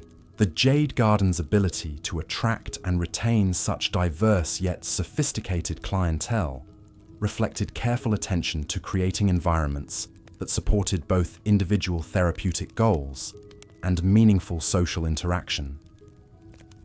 The evening's progression towards the deepest hours of night brings subtle changes in the establishment's atmosphere as conversations become more introspective and the pace of activity slows to match the contemplative mood that opium naturally encourages. The oil lamps burn lower, casting longer shadows that soften the already intimate lighting and create an atmosphere of profound peace that seems to exist outside ordinary time. In the communal chamber, we observe how the shared experience of pharmaceutical contemplation creates bonds between strangers that transcend the usual social barriers. A young Portuguese sailor finds himself engaged in halting conversation with an elderly Chinese scholar, their exchange facilitated by gestures and the few words of each other's languages they have managed to acquire during their respective journeys through Shanghai's international community. The sailor speaks of storms encountered during the voyage from Macau, his words coming slowly as he searches for English terms that might convey the terror and beauty of massive waves illuminated by lightning.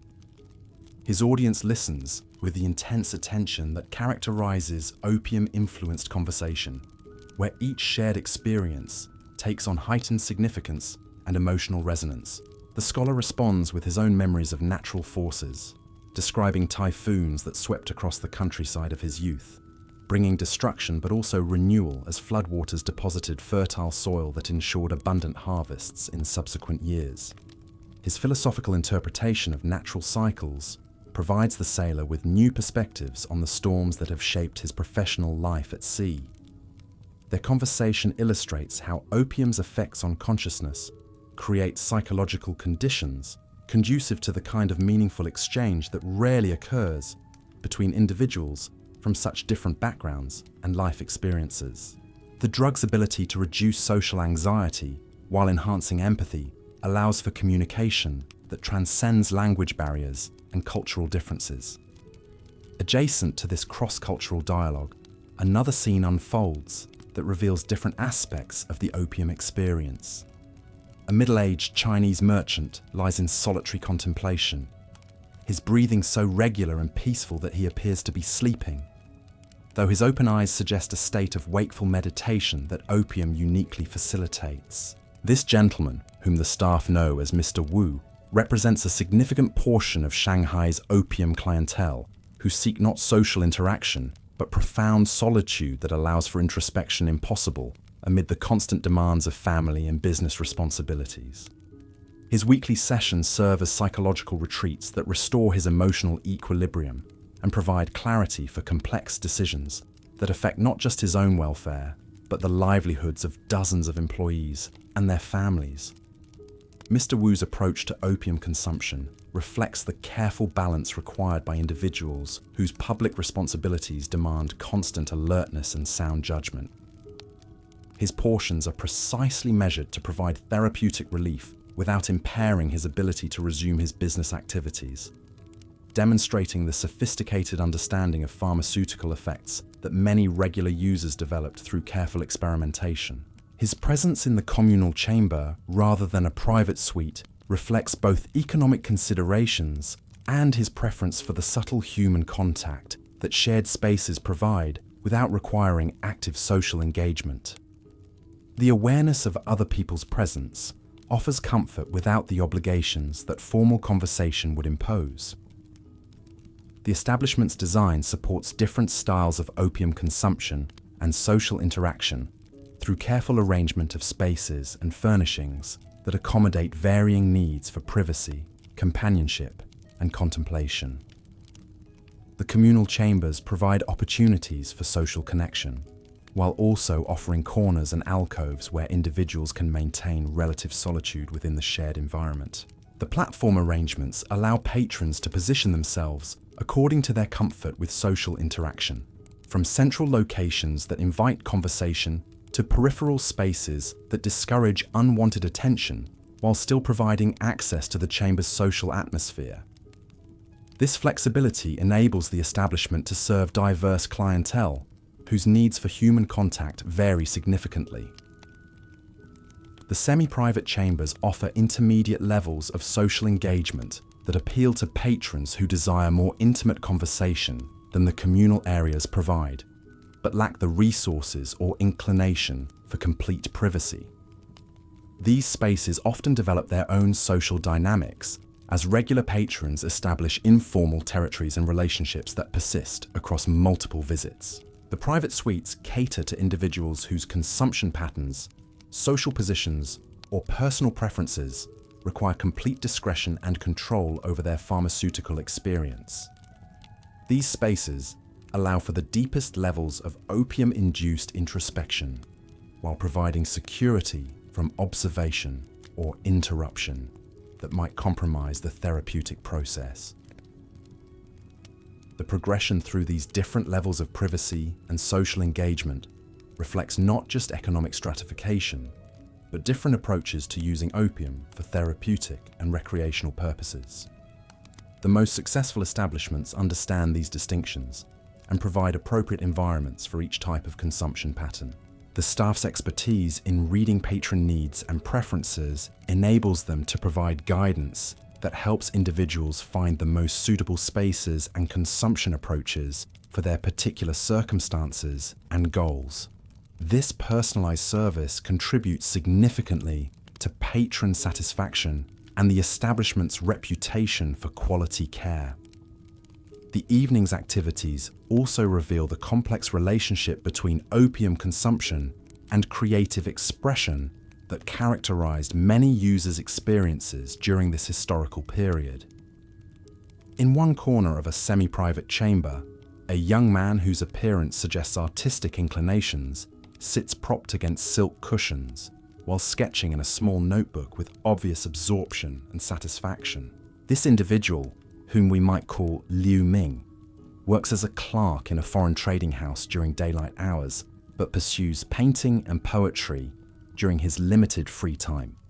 His opium sessions serve dual purposes, as they provide relief from the monotony of commercial work, while enhancing his creative perception and artistic inspiration.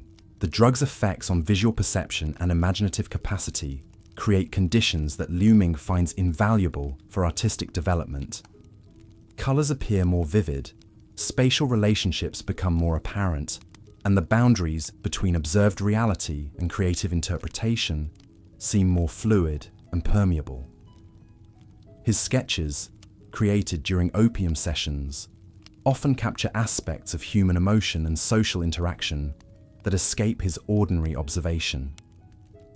The enhanced empathy and psychological insight that the drug provides allow him to perceive and document subtle expressions and gestures that reveal the inner lives of his fellow patrons. The artistic work produced during these sessions later serves as source material for more elaborate paintings and poems that Liu Ming creates during his sober hours. The creative insights gained through pharmaceutical enhancement inform his artistic development in ways that purely technical training could not achieve. His presence in the establishment provides other patrons with opportunities to observe the creative process and engage in conversations about art, beauty, and aesthetic experience that enrich the intellectual atmosphere of the chambers. His willingness to share his artistic observations creates educational opportunities that benefit the broader patron community. The sketches themselves become informal records of the establishment's social life, documenting the faces, gestures, and interactions that characterize the opium experience. These artistic documents preserve aspects of human experience that formal historical records rarely capture, providing unique insights into the personal dimensions of colonial social life.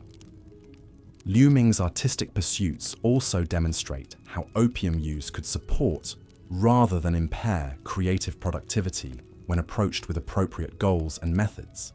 His success in integrating pharmaceutical enhancement with artistic development challenges assumptions about drug effects that emphasize only negative outcomes and impaired function. The conversations that develop around Liu Ming's artistic activities often explore philosophical questions about the relationship between altered consciousness and creative expression, topics that fascinate both Chinese scholars versed in traditional aesthetics and foreign patrons curious about artistic traditions different from their own cultural backgrounds. These discussions contribute to cross-cultural understanding as participants share perspectives on beauty, creativity, and the role of altered consciousness in artistic and spiritual development. The opium-influenced setting creates psychological conditions conducive to appreciating different cultural approaches to aesthetic experience. The establishment's tolerance and even encouragement of artistic activities reflects understanding that opium dens serve multiple functions beyond simple pharmaceutical provision. The most successful venues recognize that supporting patron creativity and intellectual development enhances customer satisfaction and builds loyalty that transcends purely commercial relationships. The creative atmosphere that develops around Liu Ming's presence also influences other patrons to explore their own artistic inclinations and creative interests. Several regular visitors have begun bringing their own materials for writing, sketching, or other creative pursuits that benefit from the enhanced perception and reduced inhibition that opium provides. As the evening progresses toward its conclusion, the establishment's social dynamics shift toward more intimate and personal exchanges as the accumulated effects of shared pharmaceutical experience create bonds of trust and understanding between patrons who might otherwise remain strangers. The barriers that normally separate individuals from different social backgrounds begin to dissolve under the influence of mutual vulnerability and enhanced empathy. In the communal chamber, we observe the formation of temporary communities that provide emotional support and intellectual stimulation for individuals whose ordinary lives offer limited opportunities for genuine human connection. A circle of 5 men from completely different backgrounds finds themselves engaged in a conversation about memory, loss, and the search for meaning that transcends their diverse personal circumstances. The group includes the Portuguese sailor we encountered earlier, the elderly Chinese scholar, Mr. Wu, the merchant, Liu Ming, the artist clerk, and a Russian trader whose presence in Shanghai reflects the complex international relationships that characterize the city's commercial environment. Their conversation proceeds in multiple languages, with frequent translation and explanation that creates a collaborative effort to understand and communicate across cultural boundaries. The Russian trader shares memories of his childhood in Siberia, describing landscapes and experiences so different from his companions' backgrounds that his words create vivid images of a world none of them could otherwise imagine. His descriptions of winter storms and endless forests provide his listeners with expanded understanding of human experience and geographic diversity. The Chinese scholar responds with observations about the relationship between landscape and human character, drawing on philosophical traditions that interpret natural environments as influences on cultural development and individual personality. His insights help the group understand how their different backgrounds have shaped their approaches to life and their responses to the challenges they face in Shanghai. Mr. Wu contributes practical observations about how different cultural backgrounds affect business relationships and commercial success, sharing examples from his own experience of learning to work effectively with partners from various ethnic and national backgrounds. His perspectives provide valuable insights for the other men who must navigate similar cross-cultural challenges in their own work. Liu Ming offers artistic interpretations of the experiences shared by his companions, suggesting how different cultural perspectives on beauty and meaning might be expressed through visual or literary art. His creative insights help the group appreciate the aesthetic dimensions of their diverse backgrounds and experiences. The Portuguese sailor provides maritime perspectives that connect the group's diverse geographical origins through the common element of ocean travel that has brought them all to Shanghai. His stories of different ports and coastal cultures create a framework for understanding how global commerce creates connections between distant places and peoples. Their conversation demonstrates how opium's effects on consciousness can facilitate the kind of meaningful cross-cultural dialogue that formal diplomatic or commercial interactions rarely achieve. The drug's ability to reduce prejudice, while enhancing curiosity and empathy, creates conditions where genuine mutual understanding becomes possible. The bonds that form during such conversations often persist beyond individual opium sessions, creating informal networks of mutual support and friendship that enrich the social lives of all participants. These relationships provide practical benefits as well as emotional satisfaction, as individuals with diverse skills and knowledge share resources and assistance. The establishment's role in facilitating these cross-cultural connections contributes to Shanghai's development as a truly international city, where different ethnic and national communities can interact productively rather than merely coexisting in separate enclaves. The Opium Den serves as a social laboratory where new forms of multicultural cooperation can develop and flourish. The documentation of these interactions provides valuable evidence for the potential of pharmaceutical environments to support, rather than undermine, social cohesion and cross-cultural understanding. The success of these informal communities challenges assumptions about drug effects that emphasize only antisocial and destructive outcomes. The evening's final hours bring the most profound and intimate exchanges as patrons who have developed trust and rapport through shared pharmaceutical experience engage in conversations about topics too personal or sensitive for ordinary social interaction. The psychological safety created by mutual vulnerability allows for discussions of fears, dreams, regrets, and aspirations that rarely find expression in conventional settings. In one private suite, Dr. Muller and Margaret Sinclair find themselves engaged in a conversation about the ethical challenges they face in their respective professional lives, sharing concerns and moral dilemmas that they could not discuss with colleagues or family members. Their mutual understanding of the pressures created by professional responsibility in colonial environments creates a foundation for meaningful dialogue about complex moral questions. Dr. Muller describes his frustration with medical limitations that prevent him from providing effective treatment for many conditions, particularly those affecting women and Chinese patients whose cultural backgrounds create barriers to conventional therapeutic approaches. His professional training emphasizes scientific methods that often prove inadequate for addressing the complex psychological and social factors that contribute to illness in colonial settings. Margaret shares her experiences navigating business environments designed primarily to serve male interests, describing the additional challenges she faces as a woman attempting to maintain commercial success while preserving personal integrity and dignity. Her insights into gender-based discrimination provide Dr. Muller with new perspectives on social factors that affect health and well-being. Their conversation explores the intersection between personal ethics and professional necessity, examining how individuals can maintain moral integrity while operating within systems that often reward compromise and exploitation. Their shared use of opium for therapeutic purposes creates common ground for understanding how pharmaceutical treatment can support ethical behavior rather than undermining moral judgment. The trust that develops between Dr. Muller and Margaret through their honest examination of professional challenges creates a foundation for mutual support that extends beyond their pharmaceutical sessions.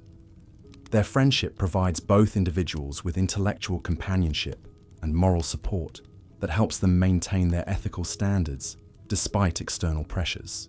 Their discussions also address broader questions about social responsibility and individual agency in colonial environments, exploring how people can work for positive change while acknowledging the limitations imposed by political and economic structures beyond their control. Their perspectives inform each other's approaches to professional challenges and personal growth.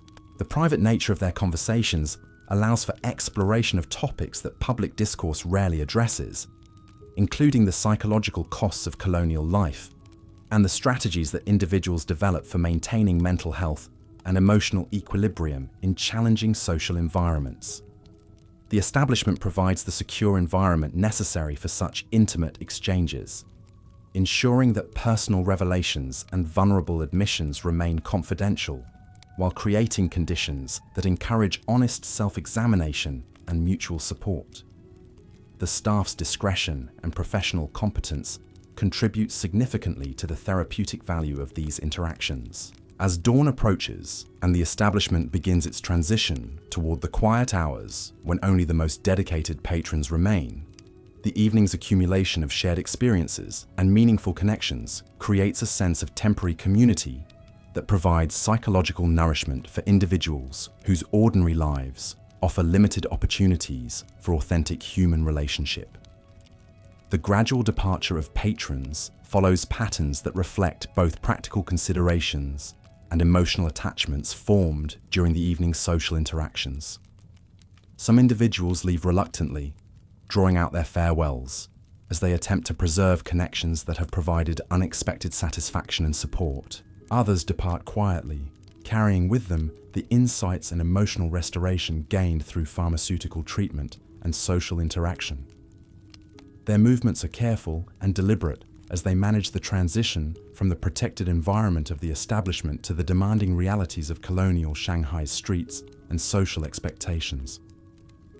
The staff observes these departures with understanding born of years of experience, witnessing the human need for connection and meaning that draws people to establishments like the Jade Garden. Their professional competence ensures that departing patrons are prepared for safe return to their ordinary responsibilities, while their personal compassion acknowledges the emotional significance of the experiences they have facilitated. The physical traces of the evening's activities remain visible in the arrangement of cushions and the lingering sweetness of opium smoke that clings to wooden walls and silk furnishings. These environmental markers preserve the memory of human connections and shared experiences that have provided temporary relief from the isolation and challenges of colonial life.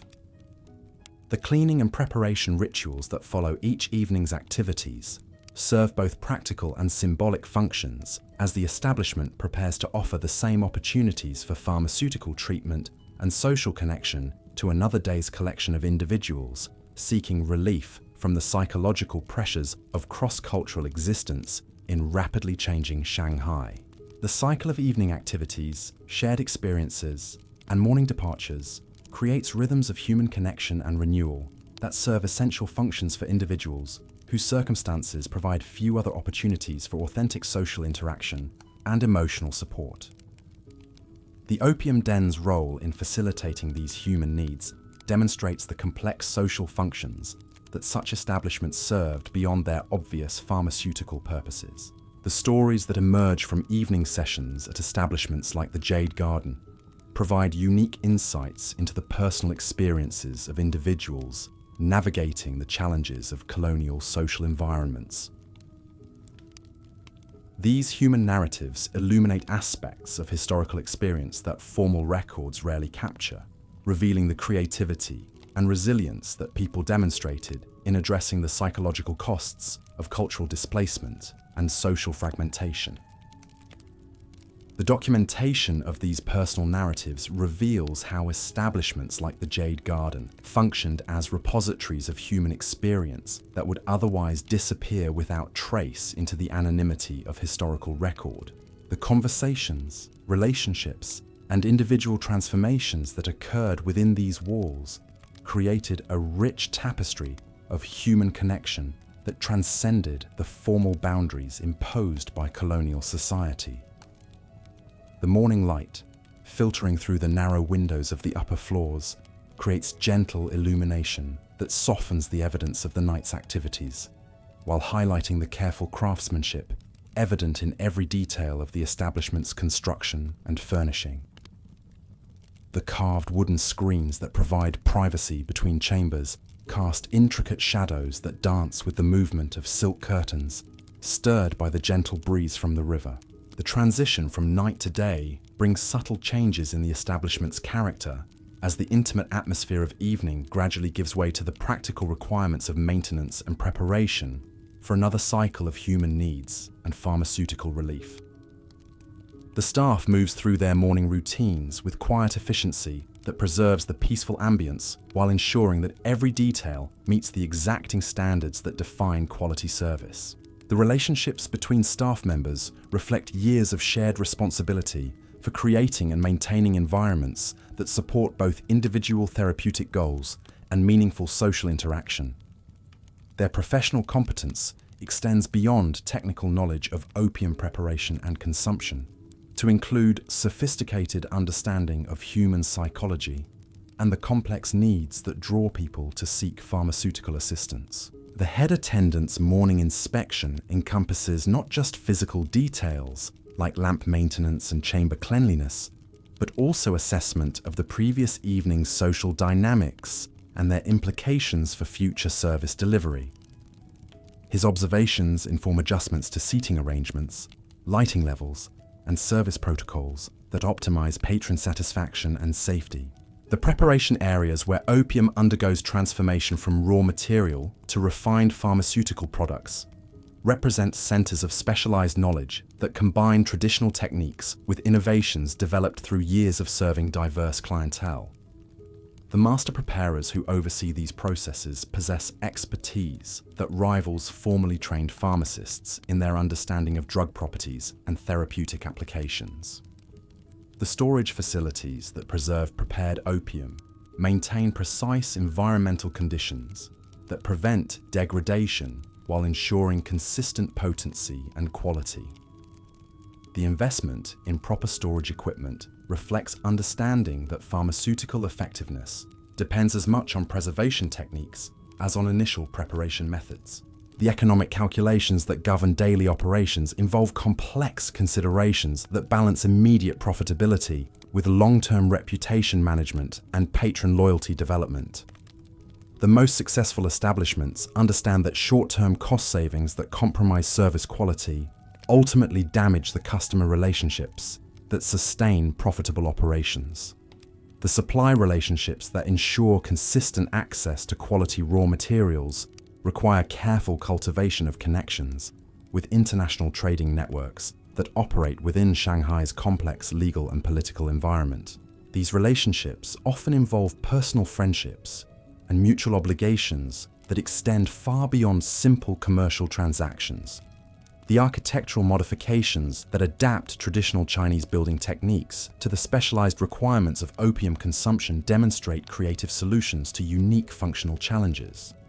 The ventilation systems that manage smoke while preserving atmosphere, the acoustic treatments that balance privacy with social awareness, and the lighting designs that support both individual contemplation and group interaction represent sophisticated environmental engineering. The decorative elements that contribute to the establishment's atmosphere serve multiple functions beyond aesthetic appeal. The scroll paintings that adorn chamber walls provide visual focal points that enhance meditative aspects of opium consumption while demonstrating cultural sophistication that appeals to educated patrons from diverse backgrounds.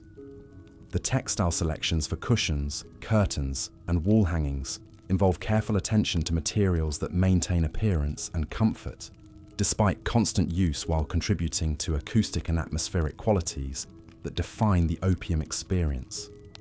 The colors and patterns chosen reflect understanding of psychological effects that different visual environments produce. The furniture designs that support extended periods of reclined consumption represent specialized solutions to ergonomic challenges that conventional seating cannot address. The platforms, cushions, and side tables that accommodate pipes, lamps, and personal belongings demonstrate accumulated wisdom about the physical requirements of comfortable opium use. The lighting systems that create intimate atmospheres while ensuring adequate illumination for safe consumption involve careful coordination of oil lamps, candles, and natural light sources that produce the gentle, warm illumination that characterizes quality opium establishments. The seasonal adaptations that maintain patron comfort throughout Shanghai's varying weather conditions require flexible systems that can accommodate temperature and humidity changes while preserving the consistent atmospheric qualities that define the establishment's character. Winter preparations involve additional heating sources and draft protection that maintain warmth without compromising air quality or creating fire hazards. The coal braziers and charcoal heaters used during cold months require careful management to prevent carbon monoxide accumulation while providing adequate thermal comfort. Summer modifications include enhanced ventilation and cooling systems that maintain air circulation without disturbing the gentle smoke patterns that contribute to the opium atmosphere. The strategic placement of fans and the opening of specific windows create air movement that provides relief from heat, while preserving the establishment's distinctive ambience. The spring and autumn seasons require different approaches to environmental management, as changing weather patterns create varying challenges for maintaining optimal conditions.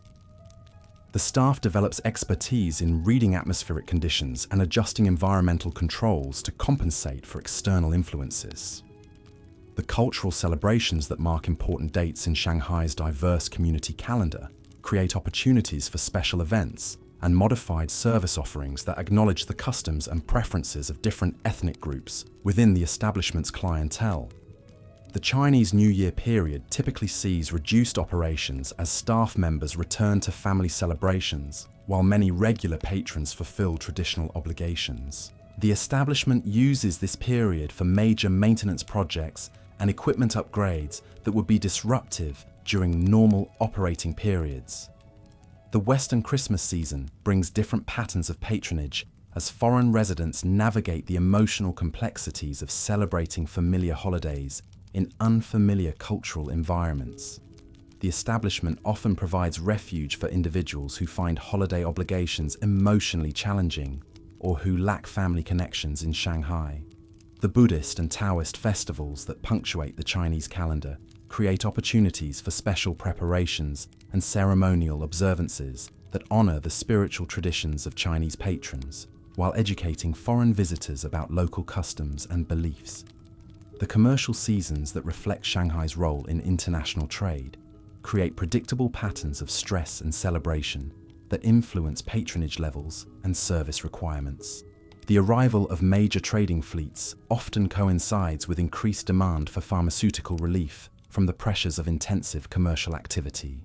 The tea harvest seasons bring particular significance as merchants and traders involved in Shanghai's most important export industry seek relief from the intense pressures of quality assessment, price negotiation, and logistics coordination that determine annual profits and losses. The silk trading seasons create similar patterns of stress and opportunity as merchants navigate the complex requirements of international textile markets while managing relationships with producers, transporters, and foreign buyers whose cultural differences can complicate negotiations. The rice trading activities that feed Shanghai's growing population create additional commercial pressures that drive demand for pharmaceutical relief among merchants responsible for ensuring adequate food supplies while maintaining profitable operations. The documentation systems that track patron preferences, consumption patterns, and service requirements represent sophisticated customer relationship management that ensures personalized service delivery while maintaining the discretion that all patrons require. The record-keeping practices that monitor opium quality, staff performance, and financial outcomes provide management information necessary for maintaining service standards while optimizing profitability and operational efficiency. The communication networks that connect the establishment with suppliers, competitors, and regulatory authorities require careful cultivation of relationships that provide advance warning of potential problems while creating opportunities for cooperative problem solving. The training programs that prepare new staff members for service excellence involve comprehensive education in cultural sensitivity, pharmaceutical safety, and customer service techniques that enable effective performance in Shanghai's multicultural environment. The promotional activities that attract new patrons while maintaining discretion involve subtle marketing approaches that communicate quality and safety without creating unwanted attention from regulatory authorities or moral reform movements.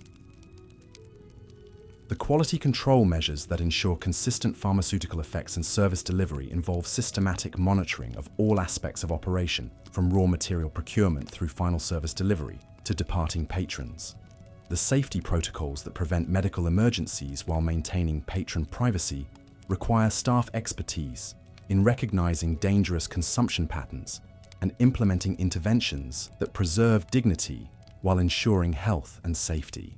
The security measures that protect both patrons and staff from potential criminal activity or official harassment involve careful coordination with local authorities and informal networks that provide advance warning of potential problems.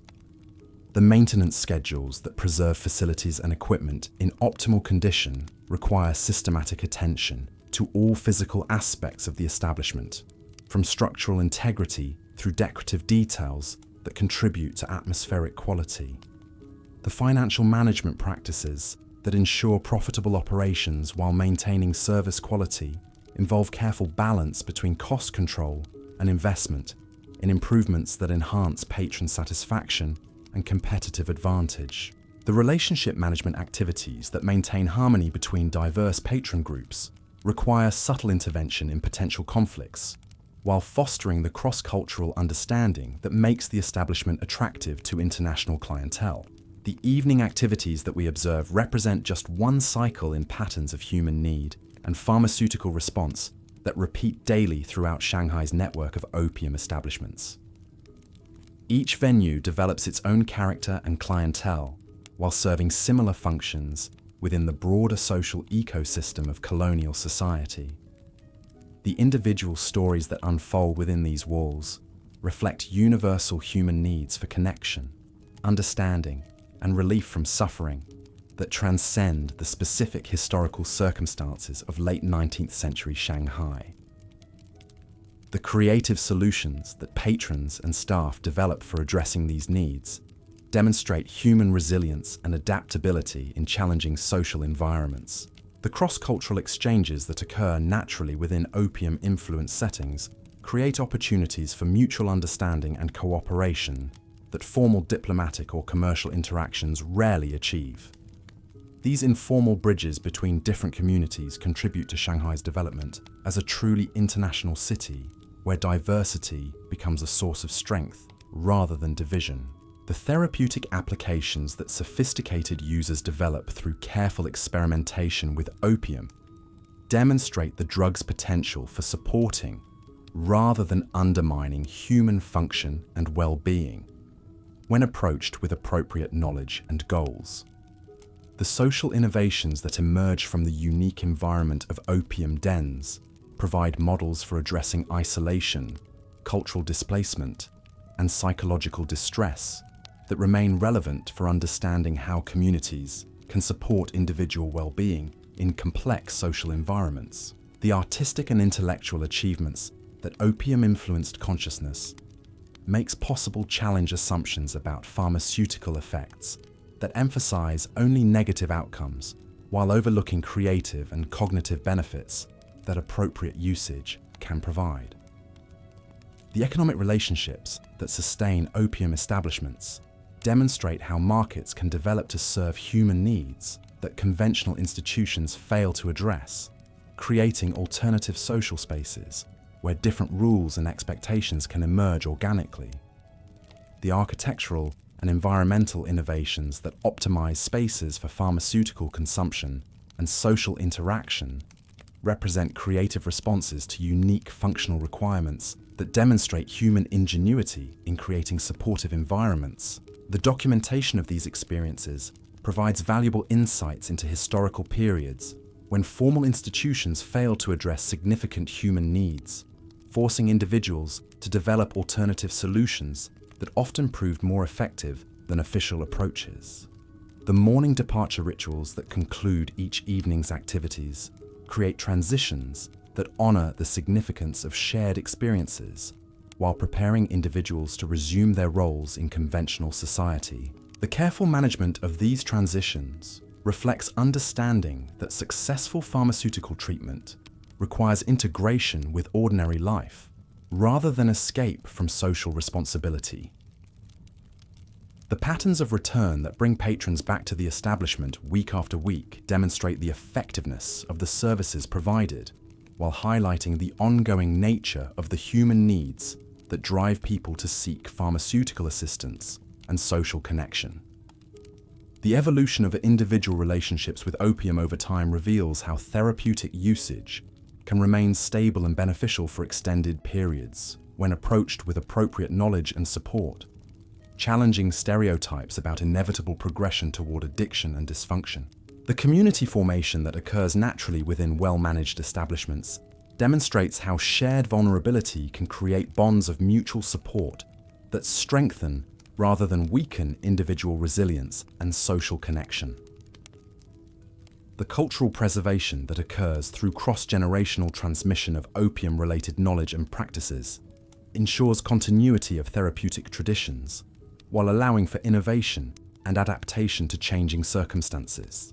The morning cleaning and preparation activities that follow each evening's sessions represent renewal and preparation for another cycle of human needs and pharmaceutical response.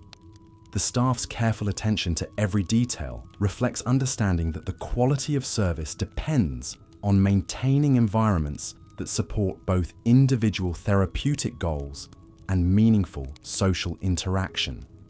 The cyclical nature of these activities creates rhythms of renewal and restoration that serve essential functions for both patrons and staff who participate in creating and maintaining spaces where healing and human connection can occur naturally. The legacy of establishments like the Jade Garden extends beyond their immediate historical context to provide insights into human needs and social solutions that remain relevant for contemporary understanding of community, healing, and the role that altered consciousness can play in supporting individual and social well-being. As our journey through the opium dens of old Shanghai draws toward its natural conclusion, we carry with us not just images of smoke-filled chambers and reclining figures, but deeper understanding of the complex human needs that drove people to seek refuge in these hidden spaces. The stories we have encountered reveal the creativity, resilience, and fundamental humanity of individuals navigating the challenges of a rapidly changing world where traditional sources of meaning and connection had been disrupted by forces beyond their control. The sweet smoke that curled through these chambers carried more than pharmaceutical effects. It bore the hopes, fears, dreams, and sorrows of people seeking temporary escape from circumstances that often seemed overwhelming. Yet in that seeking, they found not just relief, but connection. Not just oblivion, but understanding. Not just escape, but the strength to return and face another day in colonial Shanghai's demanding social environment. The gentle conversations that drifted through these spaces created temporary communities where strangers became confidants, where cultural barriers dissolved into shared humanity, and where the search for meaning found expression in the most unlikely circumstances. These were places where time moved differently, where the harsh edges of daily life softened into something more forgiving, and where the simple act of sharing space and breath created bonds that transcended the artificial divisions imposed by colonial society.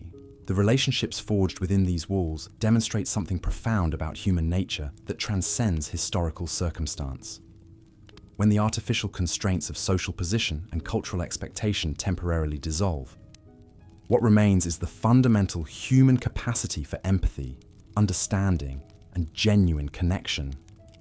The Portuguese sailor and Chinese scholar, the British clerk and German doctor, the widowed merchant and struggling artist, all found common ground in their shared vulnerability and mutual recognition of the burdens that life inevitably brings. These connections often proved more authentic and sustaining than the formal relationships that governed their daylight hours. Free from the performance requirements of their public roles, patrons could explore aspects of themselves that had no place in colonial society's rigid hierarchies. The opium provided not just pharmaceutical relief, but permission to be fully human in ways that ordinary social interaction rarely allowed. The establishment's success in fostering such relationships reflected careful attention to creating environments where trust could develop naturally. The soft lighting that obscured sharp distinctions between individuals, the comfortable furnishings that encouraged relaxed interaction, and the unhurried pace that opium naturally imposed all contributed to psychological conditions where authentic dialogue became possible. The staff understood that their role extended far beyond simple service provision to include subtle facilitation of the human connections that gave meaning to the pharmaceutical experience. Their discretion created safety, their attentiveness demonstrated care, and their cultural sensitivity enabled communication across the language and custom barriers that might otherwise prevent meaningful exchange. The economic structure that supported these establishments reflected broader patterns of supply and demand that characterized Shanghai's position as an international trading center. The opium itself arrived through networks that connected Indian poppy fields with Chinese consumers, British merchants with local distributors, and global commerce with individual human needs for relief and connection. The transformation of raw opium into refined preparations suitable for therapeutic use required specialized knowledge that master preparers guarded carefully while passing down through informal apprenticeships that preserved quality standards across generations. These artisans understood that their work involved more than simple pharmaceutical production. They were crafting substances that would influence human consciousness and social interaction in profound ways. The tools and techniques used in opium preparation reflected centuries of accumulated wisdom about how to optimize the drug's beneficial effects while minimizing potential dangers. The careful heating that vaporized active compounds without destroying them, the precise measurements that ensured consistent potency, and the quality assessments that distinguish superior preparations from inferior ones, all demonstrated sophisticated understanding of pharmaceutical principles. The consumption rituals that patrons developed through experience represented personal adaptations of traditional practices to individual needs and circumstances. Each regular visitor evolved techniques for preparation, timing, and dosage that maximize therapeutic benefits while maintaining their ability to function effectively in ordinary social and professional contexts. The pipes themselves became personal artifacts that reflected both functional requirements and aesthetic preferences. The finest examples represented significant investments in equipment that would provide years of reliable service while demonstrating the owner's appreciation for craftsmanship and quality. Many patrons developed emotional attachments to their pipes that transcended mere utility to encompass memories of meaningful experiences and important relationships. The social dynamics that emerged around pipe sharing and preparation created additional opportunities for bonding between patrons who might otherwise remain strangers. The act of preparing opium for another person required trust and intimacy that quickly dissolved barriers between individuals from different backgrounds and social positions. The conversations that developed during these preparation rituals often proved as significant as the pharmaceutical effects themselves. The slow, deliberate pace required by proper opium preparation created natural opportunities for the kind of unhurried dialogue that busy daily schedules rarely accommodated. The physical act of smoking created shared rhythms of breathing and contemplation that synchronized the experiences of individuals using the same chamber.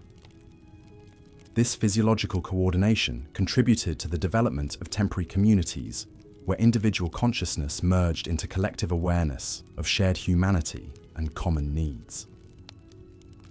The medical knowledge that accumulated within these establishments often exceeded what formal healthcare providers could offer, particularly for conditions that conventional medicine poorly understood or inadequately treated.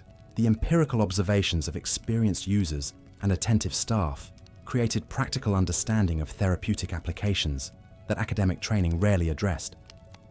The documentation of individual responses to different preparations and consumption methods provided evidence for personalized treatment approaches that recognized the unique needs and circumstances of each patron. This individualized attention contrasted sharply with the standardized approaches that characterized most contemporary medical practice. The safety protocols that evolved through experience with diverse clientele reflected sophisticated understanding of risk factors and intervention techniques that prevented most serious complications while preserving the autonomy and dignity that adult patients deserved. The staff learned to distinguish between therapeutic use and problematic consumption patterns while providing guidance that supported healthy relationships with pharmaceutical treatment.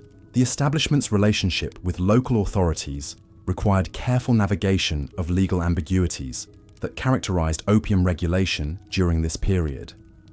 Official policies often contradicted practical realities, creating situations where discretion and relationship management became essential skills for successful operation. The cultural significance that opium consumption held within traditional Chinese society provided historical precedent and social acceptance that complicated efforts to impose foreign moral standards on local practices. The tension between traditional usage patterns and colonial regulatory efforts created complex negotiations that shaped how establishments operated and how patrons understood their activities. The international dimensions of Shanghai's opium trade reflected broader patterns of cultural exchange and economic integration that characterized the city's unique position as a meeting point between East and West. The presence of patrons from dozens of different countries created multicultural environments where global perspectives could emerge through shared pharmaceutical experiences.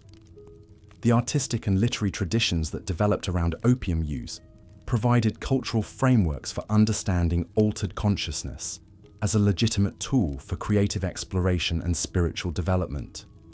These traditions influenced how sophisticated users approached their consumption and interpreted their experiences. The philosophical implications of opium's effects on consciousness raised questions about the nature of ordinary awareness and the possibility that pharmaceutical alteration might reveal rather than distort aspects of reality that normal consciousness obscured.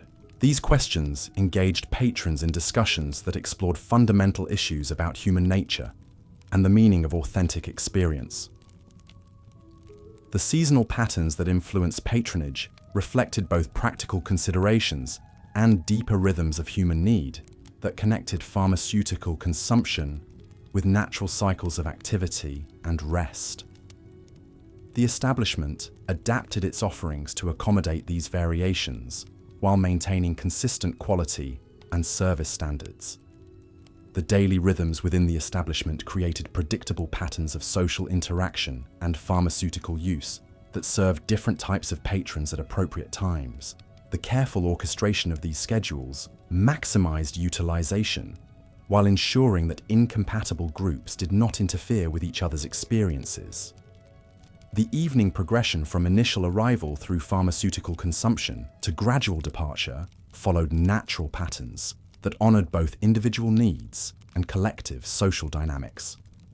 The staff facilitated these transitions with subtle attention that enhanced rather than interrupted the organic flow of activities. The morning aftermath of evening sessions required careful attention to physical restoration and psychological integration that prepared patrons for successful return to their ordinary responsibilities. The establishment provided resources and guidance that supported healthy transitions between altered and normal consciousness. The long-term relationships that developed between regular patrons and establishment staff often evolved into forms of extended family connection that provided stability and continuity in lives otherwise marked by displacement and uncertainty. These relationships demonstrated the human capacity to create meaningful bonds even in commercial contexts, when mutual respect and genuine care inform interactions. The legacy of establishments like the Jade Garden extends beyond their specific historical context to illuminate enduring aspects of human nature and social organization that remain relevant for contemporary understanding. The creative solutions that patrons and staff developed for addressing isolation, cultural displacement, and psychological distress offer insights into how communities can support individual well-being in challenging circumstances. The cross-cultural understanding that emerged from shared pharmaceutical experiences demonstrates the potential for altered consciousness to facilitate communication and empathy across differences that normally create barriers to mutual appreciation and cooperation. These achievements suggest possibilities for addressing contemporary challenges related to cultural conflict and social fragmentation. The therapeutic applications that sophisticated users developed through careful experimentation provide evidence for pharmaceutical approaches to mental health and social integration that conventional medicine rarely explores. The success of these informal treatment methods challenges assumptions about the inevitability of addiction and dysfunction, while highlighting the importance of setting, and social support in determining pharmaceutical outcomes. The architectural and environmental innovations that optimize spaces for both individual contemplation and social interaction offer models for designing contemporary environments that support human well-being and meaningful connection.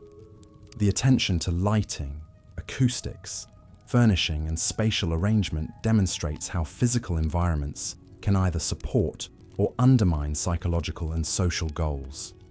The economic relationships that sustained these establishments illustrate how markets can develop to serve human needs that conventional institutions fail to address. The success of these alternative social spaces suggests possibilities for creating contemporary institutions that prioritize human well-being over narrow commercial or regulatory objectives. The morning light that now streams through the windows of the Jade Garden illuminates empty chambers where profound human dramas once unfolded nightly. The silk cushions lie undisturbed, the carved screens stand silent, and the ornate pipes rest in their cases, waiting for users who will never return. Yet something essential persists in these spaces: the memory of human connection, the echo of meaningful conversation, and the lingering sweetness of smoke that once carried away the sorrows of a generation caught between worlds. The stories we have witnessed remind us that behind every historical moment lie individual human beings struggling with universal challenges of loneliness, suffering, and the search for authentic meaning. The solutions they discovered within these walls may seem foreign to contemporary sensibilities, yet their fundamental insights about human nature and the conditions necessary for healing and connection transcend historical circumstance. The gentle conversations that once drifted through these chambers carried wisdom about the importance of creating spaces where masks can be removed, where vulnerability is met with compassion rather than judgment, and where the simple act of sharing presence with fellow travelers on life's difficult journey can provide the strength needed to continue walking forward. As the morning sun climbs higher over Shanghai's bustling streets, the contrast between the peaceful chambers and the demanding world outside becomes ever more apparent. Yet those who found refuge here carried something precious back into that demanding world: the knowledge that they were not alone in their struggles, that understanding was possible across seemingly impossible differences, and that human connection could flourish even in the most unlikely circumstances. The opium dens of old Shanghai have long since vanished, their stories surviving only in fragments of memory and imagination.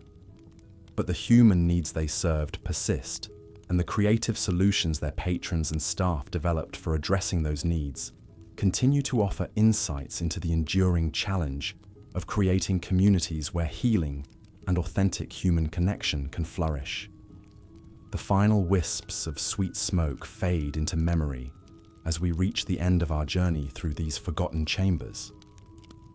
The red lantern that once guided seekers down narrow alleys has long since been extinguished, its gentle glow replaced by the harsh fluorescent lights of modern Shanghai's relentless progress. Yet in these quiet moments before sleep claims us, we can still hear the echoes of those whispered conversations that once filled the Jade Garden's intimate spaces.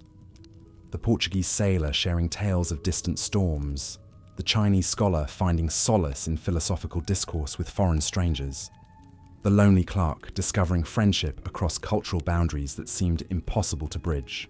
These weren't merely stories of vice or addiction, but profound human documents that reveal something essential about our capacity for connection in times of displacement and uncertainty.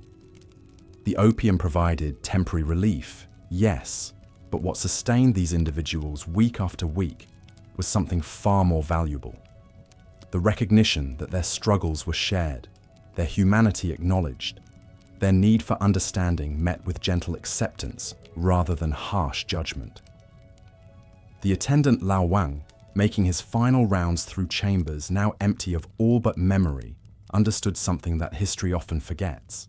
These establishments served as sanctuaries not just from physical pain, but from the deeper anguish of cultural isolation and spiritual displacement that defined colonial life for so many.